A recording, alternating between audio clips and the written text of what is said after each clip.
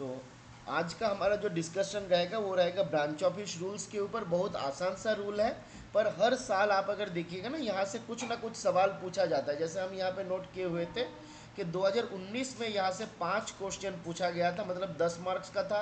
22 में इसमें से 4 क्वेश्चन था 8 मार्क्स का। 23 में ऑलमोस्ट 6 क्वेश्चन था 12 मार्क्स का। तो एवरेज आप देख सकते हैं कि ट्रेंड्स है यहाँ से आपका 4 से 5 सवाल पूछा जाने का। ठीक है, तो ये हो सकता है आपका इस साल का जो आईपी एग्जाम रहेगा उसके पॉइंट ऑफ व्यू से भी इंपॉर्टेंट रहेगा। और दूसरी बात है कि जब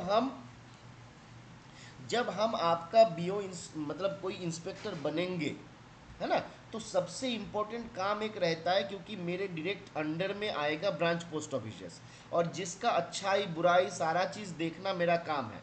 जहाँ पे हमको किसी को चार्जशीट करना रहेगा तो वहाँ पे भी लगेगा, जहाँ पे हमको किसी से काम करवाना रहेगा तो वहाँ पे भी ज़रूरत रहेगा। जिस कारण से ब्रांच ऑफिस रूल्स जो है इसको हम लोगों को पढ़ना चाहिए, बहुत अच्छे से पढ़ना चाहिए। बट हम लोग यहाँ पे पूरा डिटेल्स में नहीं जाएंगे, जो जो इम्पोर्टेंट पॉइंट्स है उसी को हम लोग कवर करेंगे। ठीक है, ताकि अननेसेसरी लेंदी ना हो जाए। अब पूरा बीओ रूल्स को अगर हम देखते हैं तो इसमें आप टोटल देखिएगा 8 चैप्टर मिलेगा। टोटल ये 8 चैप्टर जैसे यहाँ पे दिख रहा है। पहला चैप्टर में मिसलेनियस रूल, सेकंड में mail, sorting, delivery, registration and parcel, फिर money order and postal order. Chapter 7 में अकाउंट्स, चैप्टर 8 में टेलीग्राम्स। तो ये सारा बातें आपका बताया गया था। सवाल ऐसा पूछा जाना नहीं चाहिए, नॉर्मली ये पूछा जाना नहीं चाहिए, बट फिर भी हम लोग याद रख लेते हैं कि बीओ रूल जो है इसमें हमारा 8 चैप्टर है। और टोटल नंबर ऑफ रूल्स कितना है, तो total number of rules is 145। तो टोटल 145 रूल इसमें देखने को मिलेगा। टोटल 8 चैप्टर इसमें देखने को मिलेगा। अब एक एक करके हम लोग जो इम्पोर्टेंट चीज़ है उसको देखेंगे। तो जब आप इंस्पेक्टर बनेंगे तो सबसे इम्पोर्टेंट काम के भीतर एक रहेगा to issue the notice of hours of business. आपको notice of hours of business issue करना रहेगा। अब एक बात हमको बताइए, नॉर्मल केस में कोई पोस्ट ऑफिस के लिए notice of hours of business कौन बनाता है?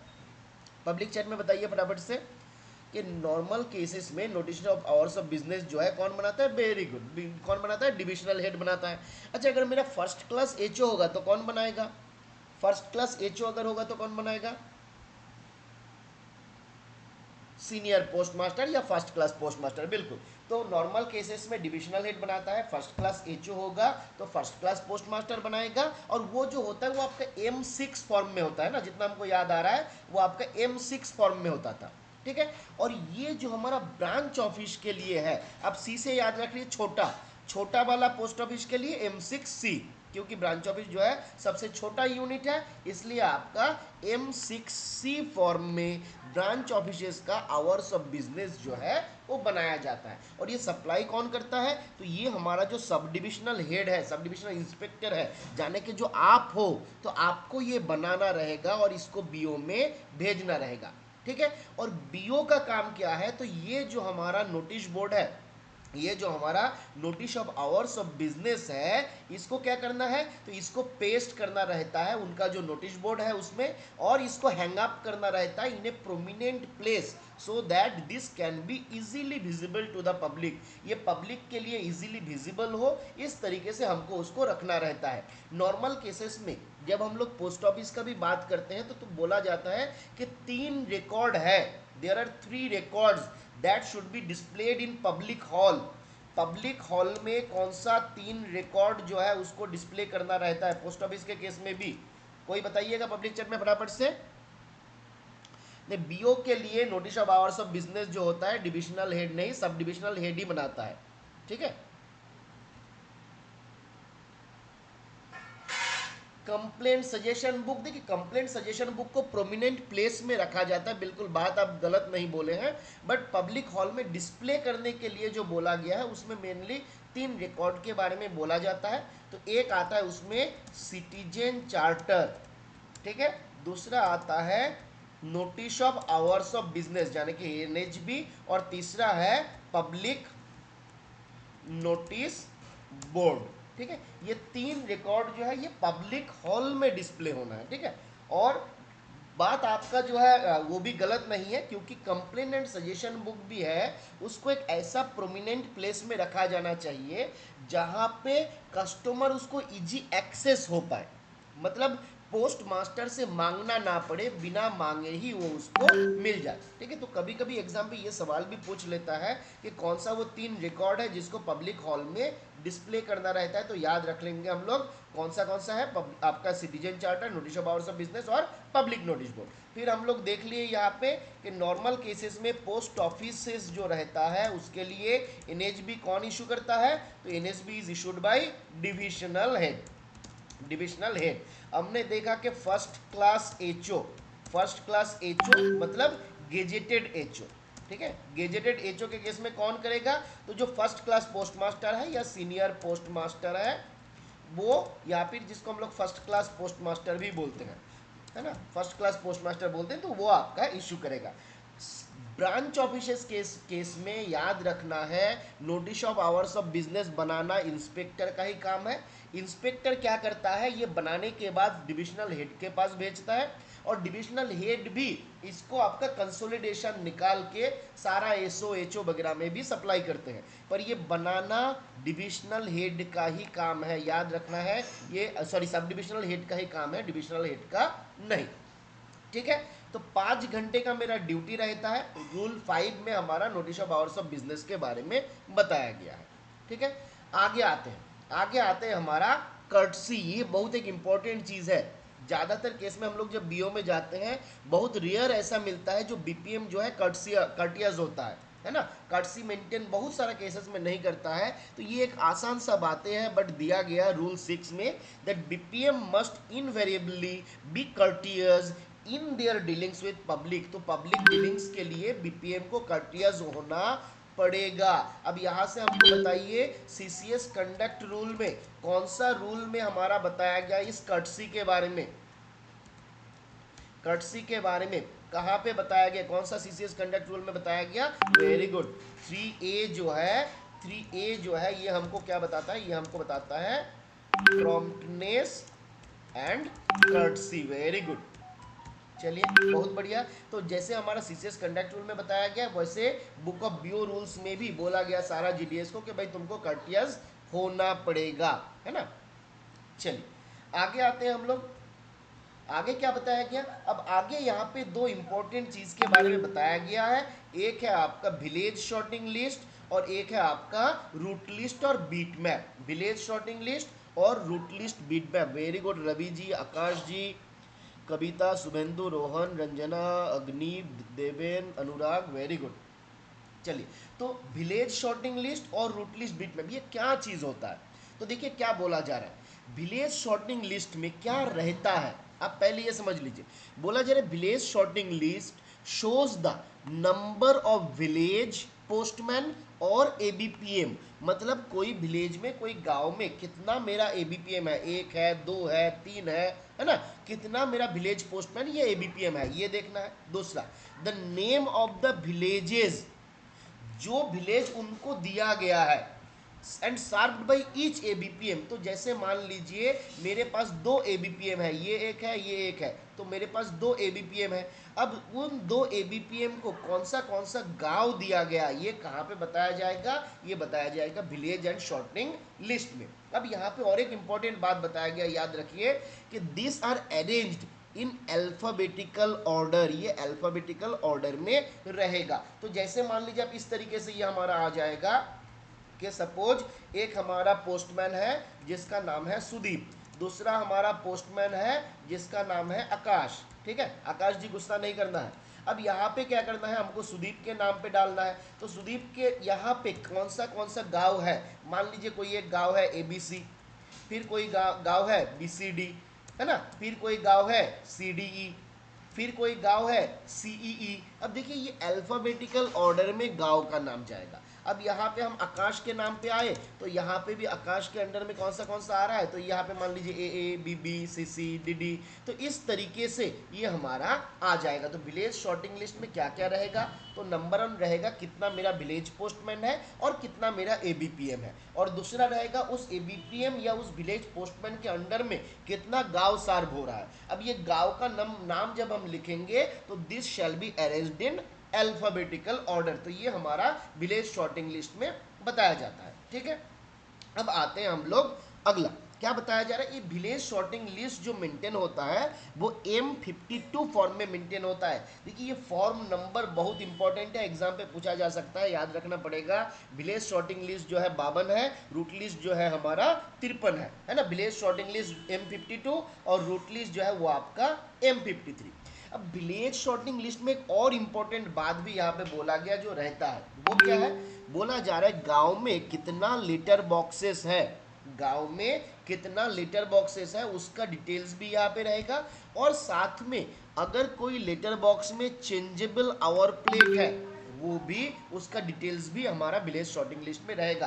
तो बेसिकली विलेज शॉर्टिंग लिस्ट में हमने क्या देखा, एबीपीएम का नाम, उनके अंडर में जितना सारा गांव है, फिर हमने क्या देखा, कितना सारा लेटर बॉक्स उस गांव में है और कौन सा जगह पे चेंजेबल प्लेट अवेलेबल है। तो ये सारा मेरा विलेज शॉर्टिंग लिस्ट का कंटेंट है। साथ में हमने देखा इसका फॉर्म नंबर क्या है, तो इसका फॉर्म नंबर है M52।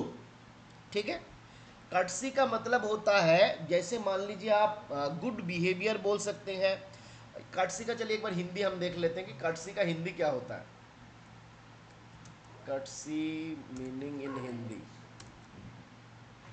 शिष्टाचार, है ना, शिष्टाचार, सौजन्य, है ना। देखिए कर्टसी का मतलब होता है मैनर, एटिकेट, डेकोरम, है ना। ये सारा चीज जो है मैनर, आपको वेल बिहेव होना है, जैसे कोई मधुर व्यवहार। चलिए, तो ये सारा चीज आपका कर्टसी के भीतर आता है। ठीक है मंजीत जी। मतलब जैसे मान लीजिए हम लोग सुबह में जब किसी से मिलते हैं तो हम क्या बोलते हैं, भाई गुड मॉर्निंग विश करते हैं, गुड आफ्टरनून विश करते हैं, है ना, जब बाद में मिलते हैं। तो ये क्या हुआ, ये मेरा कर्टसी है। कोई मेरे घर पे आया, हम बोले कि भाई तुम थोड़ा देर के लिए बैठ जाओ, है ना, बैठिए, चाय पी के जाइएगा, खाना खा के जाइएगा, ये क्या होता है, ये मेरा कर्टसी होता है ना। हमको मालूम है बहुत सारा केसेस में कि वो रहेगा नहीं, खाएगा नहीं, फिर भी हमको बोलना पड़ता है सर प्लीज़ रह जाइए। तो ये मेरा कर्टसी है। तो बोला जाता है कि इनको कर्टसी मेंटेन करना है। ठीक है। तो हम लोगों को ये देख लिया। चलिए बताइए हमको पब्लिक चैट में फटाफट से कि हमने अभी क्या देखा, विलेज शॉर्टिंग लिस्ट जो है उसका फॉर्म नंबर क्या है, फटाफट से पब्लिक चैट में बताइए, फटाफट से। वेट, एमएस नहीं था, याद रखना। देखिए एमएस ये नहीं है, इसका एम है। रवि जी एमएस नहीं है, एम है। देवेन जी M52 है, एमएस नहीं है। ठीक है। कभी कभी आप भी हमको भी कंफ्यूज कर देते हैं। चलिए एक बार देख लेते हैं फिर से, कोई एमएस में एमएस है नहीं ना, कहाँ गया उसे ढूंढो। कर्टसी नोटिस अबाउट सब बिजनेस, हाँ। तो हम लोग कहाँ देख लेते, village sorting list, village sorting list mean, हाँ, एम है, एमएस नहीं है। ठीक है। तो रूट लिस्ट जो है M52 में होता, M53 में होता है, और वो हमारा विलेज शॉर्टिंग लिस्ट जो है वो आपका M52 में होता है। तो MS नहीं है, इसको याद रखना है। आगे आते हैं हम लोग रूट लिस्ट के बारे में बताया गया। रूट लिस्ट और बिट मैप, जब भी रूट लिस्ट ये शब्द आता है उसके साथ और एक चीज भी इसी के साथ आ जाता है। नॉर्मली आम भाषा में हम लोग इसको बोलते हैं route list and beat map. Route list and beat map. तो रूट लिस्ट क्या बताता है, जैसे मान लीजिए ये जगह से ये जगह जाने का ये एक रास्ता है, ये एक रास्ता है ना, ये एक रास्ता है। तो ये क्या हुआ, ये मेरा एक रूट हुआ, ये मेरा एक रूट हुआ, ये मेरा एक रूट हुआ। तो मेरे पास जितना सारा रूट है तो वो उसका जो लिस्ट रहेगा उसको हम लोग बोलेंगे रूट लिस्ट। दूसरा, उस रूट में हमको कैसे जाना है, कौन सा गांव पहले जाएंगे, कौन सा गांव बाद में जाएंगे, ये कौन बताता है, ये हमको बताता है बीट मैप। तो देखिए क्या बताया जा रहा है यहाँ पे, हम लोग एक बार देख लेते हैं। बोला जा रहा था route list will be accompanied by a beat map and shows the routes to be followed by the ABPM। तो रूट लिस्ट जो है it is always accompanied by beat map. ठीक है। क्योंकि हमको तो पता है कि मान लीजिए हमको कोलकाता से पटना जाना है, तो ठीक है, पर जाने का रास्ता क्या है, कैसे हम जाएंगे, तो ये बीट मैप हमको बताएगा कि हाँ आप हावड़ा स्टेशन पे जाइए, वहाँ से जाइए, ये वाला ट्रेन पकड़िएगा और ये रास्ता होते होते आप यहाँ पहुँचिएगा। तो ये बीट मैप हमको बताएगा कि यहाँ से यहाँ तक हम कैसे जाए। बेसिकली कोई गांव में जब ब्रांच पोस्ट मास्टर, जब हमारा ABPM जाता है, तो मान लीजिए यहाँ से मेरा शुरू हुआ, है ना, और ये इनको ये गांव जाना है, ये गांव जाना है, ये गांव जाना है, ये गांव जाना है ना। तो पहले कहाँ जाएगा, पहले मान लीजिए यहाँ पे और एक गांव है, तो यहाँ से यहाँ, फिर यहाँ, फिर यहाँ, फिर यहाँ, फिर यहाँ। अब इनको डायरेक्ट यहाँ से यहाँ जाना है या पहले यहाँ से यहाँ जाके यहाँ से यहाँ जाना है ना? क्या हम एक जगह पे दो बार आना जाना कर सकते हैं? तो ये सारा चीज़ जो है, कौन सा रूट हमको फॉलो करना है, तो ये हमको कौन बताता है? ये हमको बताता है रूट लिस्ट और बिट मैप। ठीक है, इसके साथ क्या और बातें रहता है? तो पहले क्या होता था, कभी कभी गांव बहुत बड़ा होता था, विलेजेस आपका बहुत बड़ा रहता था, तो कभी कभी हमारे पोस्ट ऑफिस से निकलने के बाद आते आते बहुत लंबा समय भी लगता था। तो क्या बोला जा रहा है, कब मैंने डिपार्चर किया, कब मैंने रिटर्न किया, कहाँ कहाँ पे मेरा हॉल्ट रहेगा, ये सारा चीज़ हमको ये रूट लिस्ट बिट मैप जो है बताता है। ठीक है, क्लियर है? अब देखिए क्या बोला जा रहा है, बोला जा रहा है village sorting list and route list and beat map should be hung up in the post office. ये आपके पोस्ट ऑफिस में हैंग भी होना चाहिए, लटकाए हुए रखना चाहिए, ताकि हम लोग आसानी से उसको देख सके और उसको फॉलो भी कर सके। क्लियर है? यहाँ तक किसी का कोई दिक्कत है तो बताइए। यहाँ तक अगर किसी का कोई दिक्कत है तो बताइए, आगे बढ़े। अच्छा चलिए, एक बार route list explain the changeable plate. चलिए, वेरी गुड आकाश जी। तो चेंजेबल प्लेट क्या होता है? जैसे मान लीजिए कि मेरा एक लेटर बॉक्स है, ठीक है, जो लेटर बॉक्स में 2 बार दिन में क्लियर होता है, 2 टाइम्स क्लियरेंस। कोई एक लेटर बॉक्स है, और चलिए हमारा स्पेलिंग के प्रति ध्यान नहीं दीजिएगा, हम बेंगो एक्चुअली इंग्लिश मीडियम में तो पढ़े नहीं, तो हम इंग्लिश गलत लिखते हैं कभी कभी। तो क्या बोला जा रहा है, 2 टाइम्स क्लियरेंस होता है। मान लीजिए एक सुबह का 11 बजे और एक होता है शाम का 4 बजे। अब क्या हुआ, यहाँ पे मेरा लेटर बॉक्स है, यहाँ पे मेरा लेटर बॉक्स है, ठीक है। तो लेटर बॉक्स के भीतर देखिएगा, जहाँ पे ये बॉक्स में एक टाइम लिखा हुआ रहता है कि नेक्स्ट क्लियरेंस कब होगा। तो मान लीजिए कि हमने सुबह 11 बजे वाला क्लियरेंस कर लिया, तो अगला क्लियरेंस कब है? अगला क्लियरेंस है 4 बजे। तो हम क्या करेंगे, ये 11 बजे वाला प्लेट को हटा के यहाँ पे 4 बजे वाला प्लेट लगाएंगे कि अगला क्लियरेंस 4 बजे होगा। अब 4 बजे हमने गया, क्लियरेंस कर दिया, तो अगला क्लियरेंस कितने बजे होगा? 11 बजे होगा। तो ये जो प्लेट रहता है, जहाँ पे कोई भी लेटर बॉक्स अगर दिन में एक बार से ज़्यादा क्लियर होता है, तो वहाँ पे आपका नॉर्मली चेंजेबल आवर प्लेट लगाया जाता है कि इतने बजे एक बार क्लियर होगा, इतने बजे एक बार क्लियर होगा। क्लियर हुआ आकाश जी? ठीक है। और एक बात और ध्यान रखिएगा, ये चेंजेबल आवर प्लेट जो होता है और लेटर बॉक्स का जो की होता है, ये सारा रखा जाता है शॉर्टिंग पोस्टल असिस्टेंट जो रहता है उनके कस्टडी में।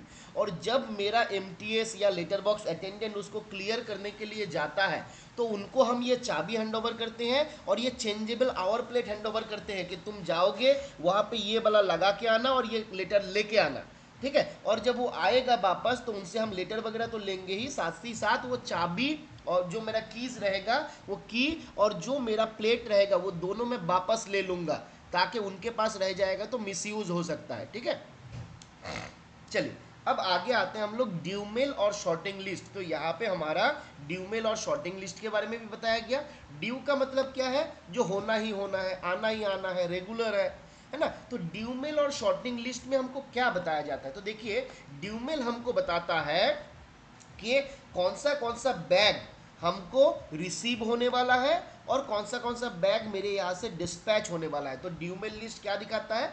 तो बोला जा रहा है the due mail list show the bag और बैग्स टू बी रिसीव्ड और डिस्पैच्ड। तो जो मेरे पास रिसीव होने वाला है, जो मेरे यहाँ से डिस्पैच होने वाला है, वो कौन बताएगा? वो हमको बताएगा ड्यूमेल लिस्ट। शॉर्टिंग लिस्ट क्या बताएगा? तो जो मेरा बैग आएगा, उस बैग को खोलने के बाद, वहां से हमको कुछ आर्टिकल निकलेगा। अब इस आर्टिकल को शॉर्टिंग कैसे करना है, कौन सा बैग में डालना है, कौन सा ऑफिस में भेजना है, तो ये हमको बताएगा शॉर्टिंग लिस्ट। तो ड्यूमेल हो गया कौन सा बैग ड्यू है कि मेरे पास आने वाला है ना, और मेरे से यहाँ से जाने वाला है, वो बताएगा ड्यूमेल। शॉर्टिंग लिस्ट क्या बताएगा? जब मेरे पास कोई बैग आया, हमने उसको खोला, या फिर लेटर बॉक्स से आर्टिकल आया, पोस्टमैन बीपीएम ने आर्टिकल लाया, तो उसको हम कैसे शॉर्ट करेंगे, ये कौन बताएगा? ये हमको बताएगा शॉर्टिंग लिस्ट। क्लियर है? तो sorting list shows the article to be send in each bag. हर एक बैग में कौन सा आर्टिकल भेजना है, ये हमको बताएगा शॉर्टिंग लिस्ट। ये ड्यू मेल लिस्ट में हमने क्या देखा? कौन सा बैग मेरे पास रिसीव होने वाला है, कौन सा बैग मेरे यहाँ से डिस्पैच होने वाला है, यही सारा बात बताया जाएगा। अब यहाँ से इंपॉर्टेंट सवाल एक देखिए, आप नोट करिए। नॉर्मली हम जानते हैं आंख मूंद के ड्यूमेल शॉर्टिंग लिस्ट कौन बनाता है, डिविजनल हेड बनाता है। अब यहाँ पे एक इंपॉर्टेंट बात बोला गया, ध्यान दीजिए। बोला जा रहा है ये due mail sorting list will be supplied to every BO in direct communication with RMS by the SRM. जो आपका आरएमएस का सुपरिटेंडेंट है वो बनाएगा शॉर्ट ड्यूमेल शॉर्टिंग लिस्ट। कौन सा बीओ के लिए? तो जो बीओ में डायरेक्ट कम्युनिकेशन होता है आरएमएस के साथ। नॉर्मल सर्कमस्टेंसेस उस बीओ का जो डिविजनल हेड रहेगा वो बनाएगा, पर अगर बीओ का डायरेक्ट कम्युनिकेशन होता है आरएमएस के साथ तो वहां पे कौन बनाएगा? तो वहां पे बोला जा रहा है जो हमारा सुपरिटेंडेंट ऑफ आरएमएस है उनके लिए वो बनाएगा। ठीक है, in other BO other cases में जो उनका डिविजनल हेड वो बनाएगा। तो आपकी एग्जाम पे ये सवाल पूछ सकता है कि कोई एक बीओ है विच रिसीव्स डायरेक्ट कम्युनिकेशन और direct bag from RMS, who will prepare the due mail and sorting list? Option A superintendent of the BO, option B superintendent of concern RMS, option C sub divisional head और option D none of these. क्या हो जाएगा answer, बता दीजिए फटाफट से।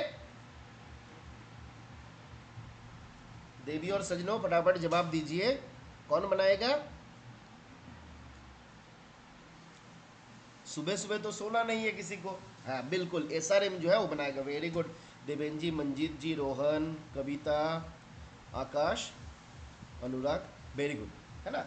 चलिए, आप लोग जवाब देते हैं तो अच्छा लगता है, नहीं तो बीच बीच में क्या होता है ना, देखिए हम लोग अगर बीच बीच में बात नहीं करेंगे तो पूरा मोनोटोनस हो जाएगा और आप थोड़ी ही देर में सो जाएंगे। मैंने मेरे मिसेस को लेके मूवी देखने के लिए गए थे, अवतार, है ना। और अवतार अवतार 2 बहुत अच्छा मूवी था, 3D था, और मेरा मिसेस वो देखते देखते सो गई। अब सोचिए कि जो अवतार देखते देखते लोग सो सकता है, तो मेरा बात सुनते सुनते तो आप कभी भी सो सकते हो, तो कोई है ही नहीं, है ना। तो इसलिए हम लोगों को बीच बीच में बात करते रहना है, आपको भी मोबाइल के साथ थोड़ा एक्सेस करते रहना है, बीच बीच में आप लोग थोड़ा जवाब दीजिएगा तो ठीक रहेगा। आगे आते हैं हम लोग, आगे आते हैं। ये जो है आपका पोस्टमैन बुक और विलेज पोस्टमैन रजिस्टर, ऑलमोस्ट आज के दिन में बहुत रेयर केसेस होता है जहाँ पे आपका मेंटेन वगैरह किया जाता है, देखा जाता है, but exam point of view से इंपॉर्टेंट है, हमको ये याद रखना रहेगा। दोनों चीज़ जो है सेम है। पोस्टमैन बुक बोला गया जो पोस्टमैन है वो मेंटेन करेगा, विलेज पोस्टमैन बुक बोला गया जो गांव का पोस्टमैन है, विलेज पोस्टमैन है, वो मेंटेन करेगा। अब दोनों केस में एक चीज़ याद रखना है, अगर कहीं ऑफिस में, जैसे हम लोग जब पोस्टल मैनुअल वॉल्यूम 6 पार्ट 3 देखे हुए थे, तो वहाँ पे भी हम लोग देखे हुए थे कि कोई जगह पे अगर डिलीवरी स्लिप इशू होता है तो डिलीवरी स्लिप जब हम इशू करते हैं तो ये पोस्टमैन बुक में एंट्री करने का आवश्यकता नहीं रहता है। क्योंकि पोस्टमैन बुक में क्या रहता है, कभी कोई पोस्टमैन को हम कोई आर्टिकल दिया, कोई हमने उसको ईएमओ दिया, बीपी दिया, सीओडी दिया, रजिस्ट्री दिया, पार्सल दिया, तो बोला जाता है कि भाई तुमको क्या करना है, तुमको अपने बुक में इसको एंट्री कर लेना है। क्यों? क्योंकि तुम्हारे पास डिलीवरी स्लिप तो हम दे नहीं रहे हैं। अब मान लीजिए बीओ में अगर हम डिलीवरी स्लिप, बीओ में बहुत ज़्यादातर केसेस में होता है एक ही डिलीवरी स्लिप दिया जाता है, दूसरा कुछ कॉपी रहता नहीं है, तो बेस्ट है बीओ में जो एबीपीएम रहेगा उनसे ये मेंटेन करवाना कि आप विलेज पोस्टमैन रजिस्टर जो है या पोस्टमैन बुक जो है उसको आप मेंटेन करिए, क्योंकि वो हमारे पास एक रिकॉर्ड रह जाएगा कि कौन सा आर्टिकल उनको मिला, कौन सा आर्टिकल उन्होंने डिलीवरी किया, क्या क्या नहीं किया। ठीक है, अब बोला जा रहा है कि postman shall enter the article details EMO received from BPM. Similarly यहाँ पे आप देख सकते हैं village postman enters the article details EMO received from the BPM. एक मिनट प्लीज वेट करिए।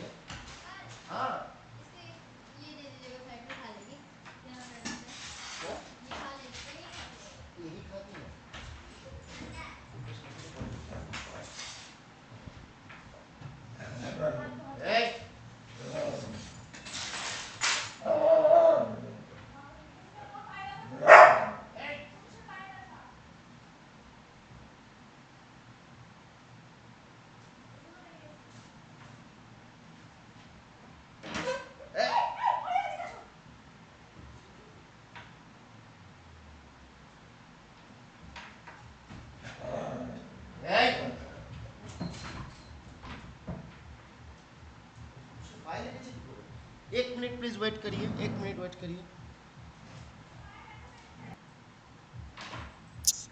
चलिए, तो हम लोग जो अच्छा यहाँ पे सवाल पूछे हैं कि मंजीत जी के द्वारा कि आपका MS-27 और आपका जो MS-85 है, इन दोनों में अंतर क्या है। तो बेसिकली अंतर कुछ भी नहीं है, ये दोनों एक आपका रजिस्टर रखा गया था जो पोस्टमैन के लिए बोला गया था, और एक आपका मान लीजिए गांव में भी क्या होता है ना आपका, इस तरीके से आप इसको समझ सकते हैं कि हमेशा ब्रांच ऑफिस जो है रूरल एरिया में ही होगा, ऐसा मैंडेटरी नहीं है। कुछ आपका पोस्ट ऑफिस ऐसा भी हो सकता है जो other than rural post office में है, टाउन में है या कोई दूसरे जगह पे है ना। तो वहाँ के लिए जो पोस्टमैन रहेगा तो उसको आप बोल सकते हो कि वो पोस्टमैन बोला जाएगा, है ना। पहले ये होता था, आज के दिन में ये कंसेप्ट आपका काम नहीं रहेगा। नॉर्मली अभी हम लोगों का जो रहेगा वो सारा विलेज पोस्टमैन ही रहेगा, है? तो उसको हम लोग इस तरीके से समझ सकते हैं कि जो टाउन वाला रहेगा उनके लिए पोस्टमैन बुक, जो विलेज वाला रहेगा उसके लिए आपका ये विलेज पोस्टमैन बुक, ठीक है। इस तरीके से आप इसको याद रख सकते हो। बाकी बेसिकली कोई अंतर, बता जी आप कुछ बताना चाहते हैं? आप अनम्यूट किए हुए थे,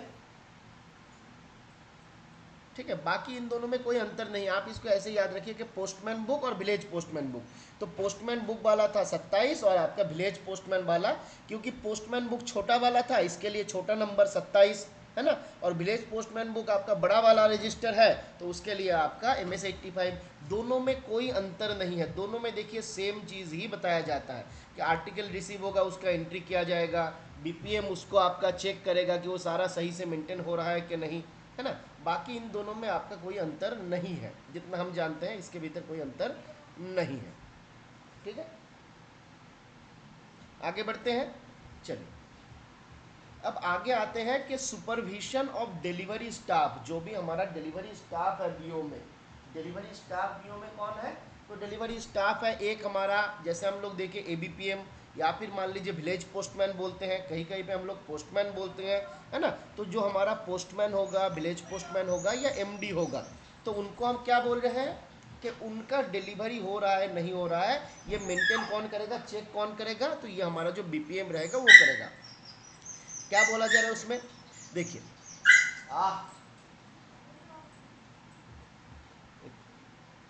चलिए बोला जा रहा है कि विलेज पोस्टमैन विजिट बुक, एक जो हमारा पोस्टमैन रहेगा गांव का, ABPM जो रहेगा, उनको एक बुक मेंटेन करना रहता है। अब देखिए ये पोस्टमैन हो, विलेज पोस्टमैन हो, है ना, इन लोगों को आपका मेंटेन करना रहता है कौन सा बुक? तो हमारा विजिट बुक जो है ये सबको मेंटेन करना रहेगा।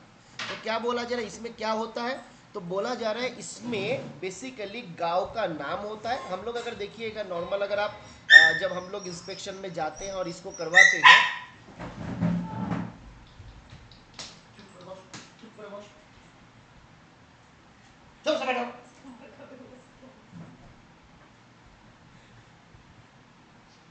चलिए, तो क्या बोला जा रहा है इसमें क्या रहता है? तो इसमें भी आपका डिफरेंट जो विलेजेस रहेगा उसका नाम रहेगा,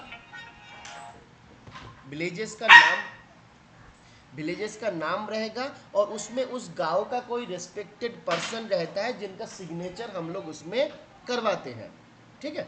तो ये काम हमारा यहाँ पे रहता है, ये करवाना रहता है। तो यहाँ पे क्या बोला गया, एक जो हमारा सवाल पूछे जाने लायक है इसमें से, वो क्या है? बोला जा रहा है village name mentioned in red ink by the BPM। तो BPM को लाल इंक से कुछ गांव है जिसका नाम एंट्री करना रहता है, कौन सा केस में? तो बोला जा रहा है ऐसा गांव which must be visited by ABPM on every trip. ABPM के द्वारा या विलेज पोस्टमैन के द्वारा एवरी ट्रिप, हर एक ट्रिप में जो आपका मेंशन किया, मतलब विजिट किया जाने वाला गांव है, उसको रेड इंक से एंट्री करेगा BPM। तो ये एक सवाल पूछा जा सकता है। दूसरा बात क्या बोला गया कि जहां पे ऐसा कोई गांव है which is not obliged to visit in every trip, जहां पे ABPM is not obliged to visit on every trip, तो उस गांव का नाम बोला गया क्या, ब्लैक इंक से लिखना रहेगा, ठीक है। तो हमने देखा विजिट बुक में गांव का नाम रहता है, जो गांव का नाम एंट्री कौन कर देगा, हमारा BPM जो है वो एंट्री कर देगा कि भाई तुमको ये गांव विजिट करना रहेगा। अब जो गांव का विजिट मैंडेटरी हो जाएगा उस गांव में क्या रहेगा, उस गांव का नाम हम रेड इंक से BPM जो है वो लिख देगा। और जो गांव आपका मैंडेटरी नहीं रहता है बट क्योंकि उस गांव के लिए कोई आर्टिकल है, कोई मनी ऑर्डर है, तो एबीपीएम को वो गांव में जाना रहेगा, तो उसका नाम एंट्री होगा किसमें, उसका नाम एंट्री होगा ब्लैक इंक से। ठीक है। अब एबीपीएम क्या करेगा, जब इस गांव को विजिट करेगा, एबीपीएम जब इस गांव को विजिट करेगा तो विजिट करते वक्त उस गांव का कोई रिस्पेक्टेड पर्सन रहता है जिसका सिग्नेचर पहले से हमारा सब डिविजनल हेड के पास रखा हुआ रहता है सैंपल, तो उनसे वो साइन करवा के लाता है कि हाँ आपका इस गांव को इस तारीख को मैंने विजिट किया था। ठीक है, तो ये बात आपको याद रखना है, ये हमारा जो आपका जो विजिट बुक है उसका काम है, उसका रोल है। क्लियर हुआ विजिट बुक। एक्चुअली अग्निप जी भूख लगा नहीं, एक्चुअली मेरे घर पे एक डॉग है, बगल वाला घर से भी एक डॉग को छोड़ के गया। अब मेरे घर पे जो है उसका टांग पे आया है चोट, तो जिस कारण से ये चल नहीं पा रहा है, और दूसरा वाला जो है इसके साथ खेलना है उसको। अब उसको हम दोनों ये, अब ये चल नहीं पा रहा है तो जिस कारण से इसको हम उसको छोड़ नहीं पा रहे हैं, तो उसको हम बांध के रखे हैं, तो वो बांध के रखे हैं इसलिए बदमाशी कर रहा है। ठीक है, चलिए।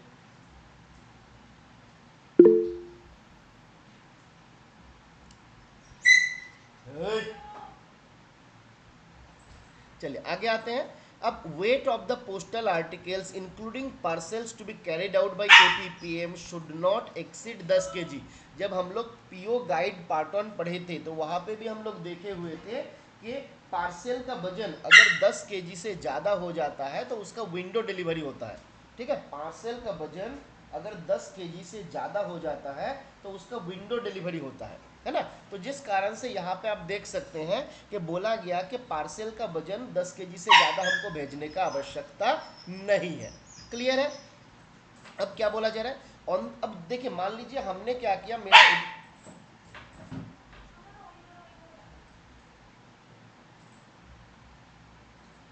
मेरा जो एबीपीएम था, मेरा जो एबीपीएम था वो गया था गांव, मेरा जो एबीपीएम था वो गया था गांव चिट्ठी बांटने के लिए, आपका ईएमओ डिलीवरी करने के लिए। तो सब कुछ करने के बाद जब वो वापस आएगा तो उस टाइम पे क्या करना है, तो बोला जा रहा है उस टाइम पे हमको हमारा जो बीपीएम रहेगा उनको उनसे रिटर्न लेना है। तो यहाँ पे इंपॉर्टेंट कुछ बातें बताया गया, देखिए जो सवाल पूछा जा सकता है, क्या बोला जा रहा है, on the return the post return of the postman, village postman और GDS MD, the BPM must take over all the articles। देखिए ये बात हम क्यों बोल रहे हैं इंपॉर्टेंट है, क्योंकि आपको ये समझना है कि गांव का जो चिट्ठी होगा, एबीपीएम का जो चिट्ठी होगा, वो चिट्ठी एबीपीएम के कस्टडी में नहीं रहेगा। मान लीजिए आज मैंने डिलीवर नहीं कर पाया, तो अगर आज मैंने डिलीवर नहीं कर पाया तो उसको मैं मेरे कस्टडी में नहीं रहूँगा, रात में मैं ऑफिस मतलब जब भी हम वापस आएंगे आपका बीओ विजिट करने के बाद, तो आके मैं मेरा जो बीपीएम रहेगा उस बीपीएम के पास ये मैं सबमिट कर दूंगा। तो वही बात बताया जा रहा है, the BPM must take over all the articles, cash and documents, है ना। तो जो भी कैश आर्टिकल्स डॉक्यूमेंट्स रहेगा वो सारा बीपीएम क्या करेगा, रिटर्न ले लेगा, है ना, और इनिशियल करेगा कहाँ पे, तो बोला जा रहा है कि मान लीजिए अगर उन्होंने पोस्टमैन बुक मेंटेन किया था तो पोस्टमैन बुक में हम इनिशियल करेंगे, अगर वो विलेज पोस्टमैन बुक मेंटेन किया हुआ था तो उसमें हम एक्नॉलेजमेंट देंगे। पोस्टमैन बुक का फॉर्म नंबर हम लोग कितना देखे थे, MS27। विलेज पोस्टमैन बुक का फॉर्म नंबर हम लोग कितना देखे, MS85। तो यहाँ पे एक्नॉलेजमेंट देना रहेगा किसको, बीपीएम को, बीपीएम को एक्नॉलेजमेंट देना रहेगा। चुप से रहो यहाँ पे, बहुत पिटाई करेंगे तुमको।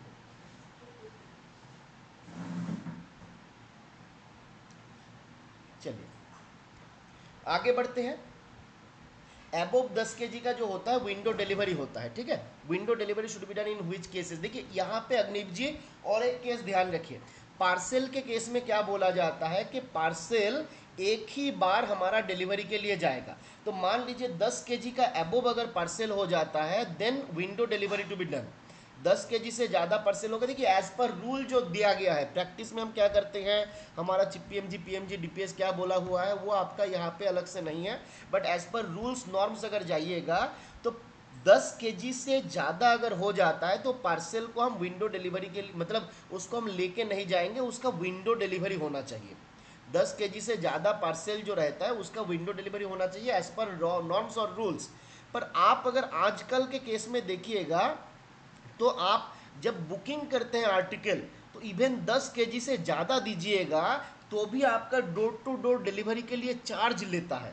तो सिस्टम पे मैं जो बात कर रहा हूँ, तो सिस्टम पे आप लोग फॉलो करके देखिएगा। मैं जितना हमको याद आ रहा है, हम एक बार देखे थे कि उससे ज़्यादा होने पे भी डोर टू डोर डिलीवरी के लिए जो 5 रुपये चार्ज आता है ना, जितना हमको याद आ रहा है, तो वो जो आपका 5 रुपये, तो वो आपका चार्ज लिया जाता है। तो अगर चार्ज लिया जाना चाहिए तो भाई तुमको दे के भी आना है ना।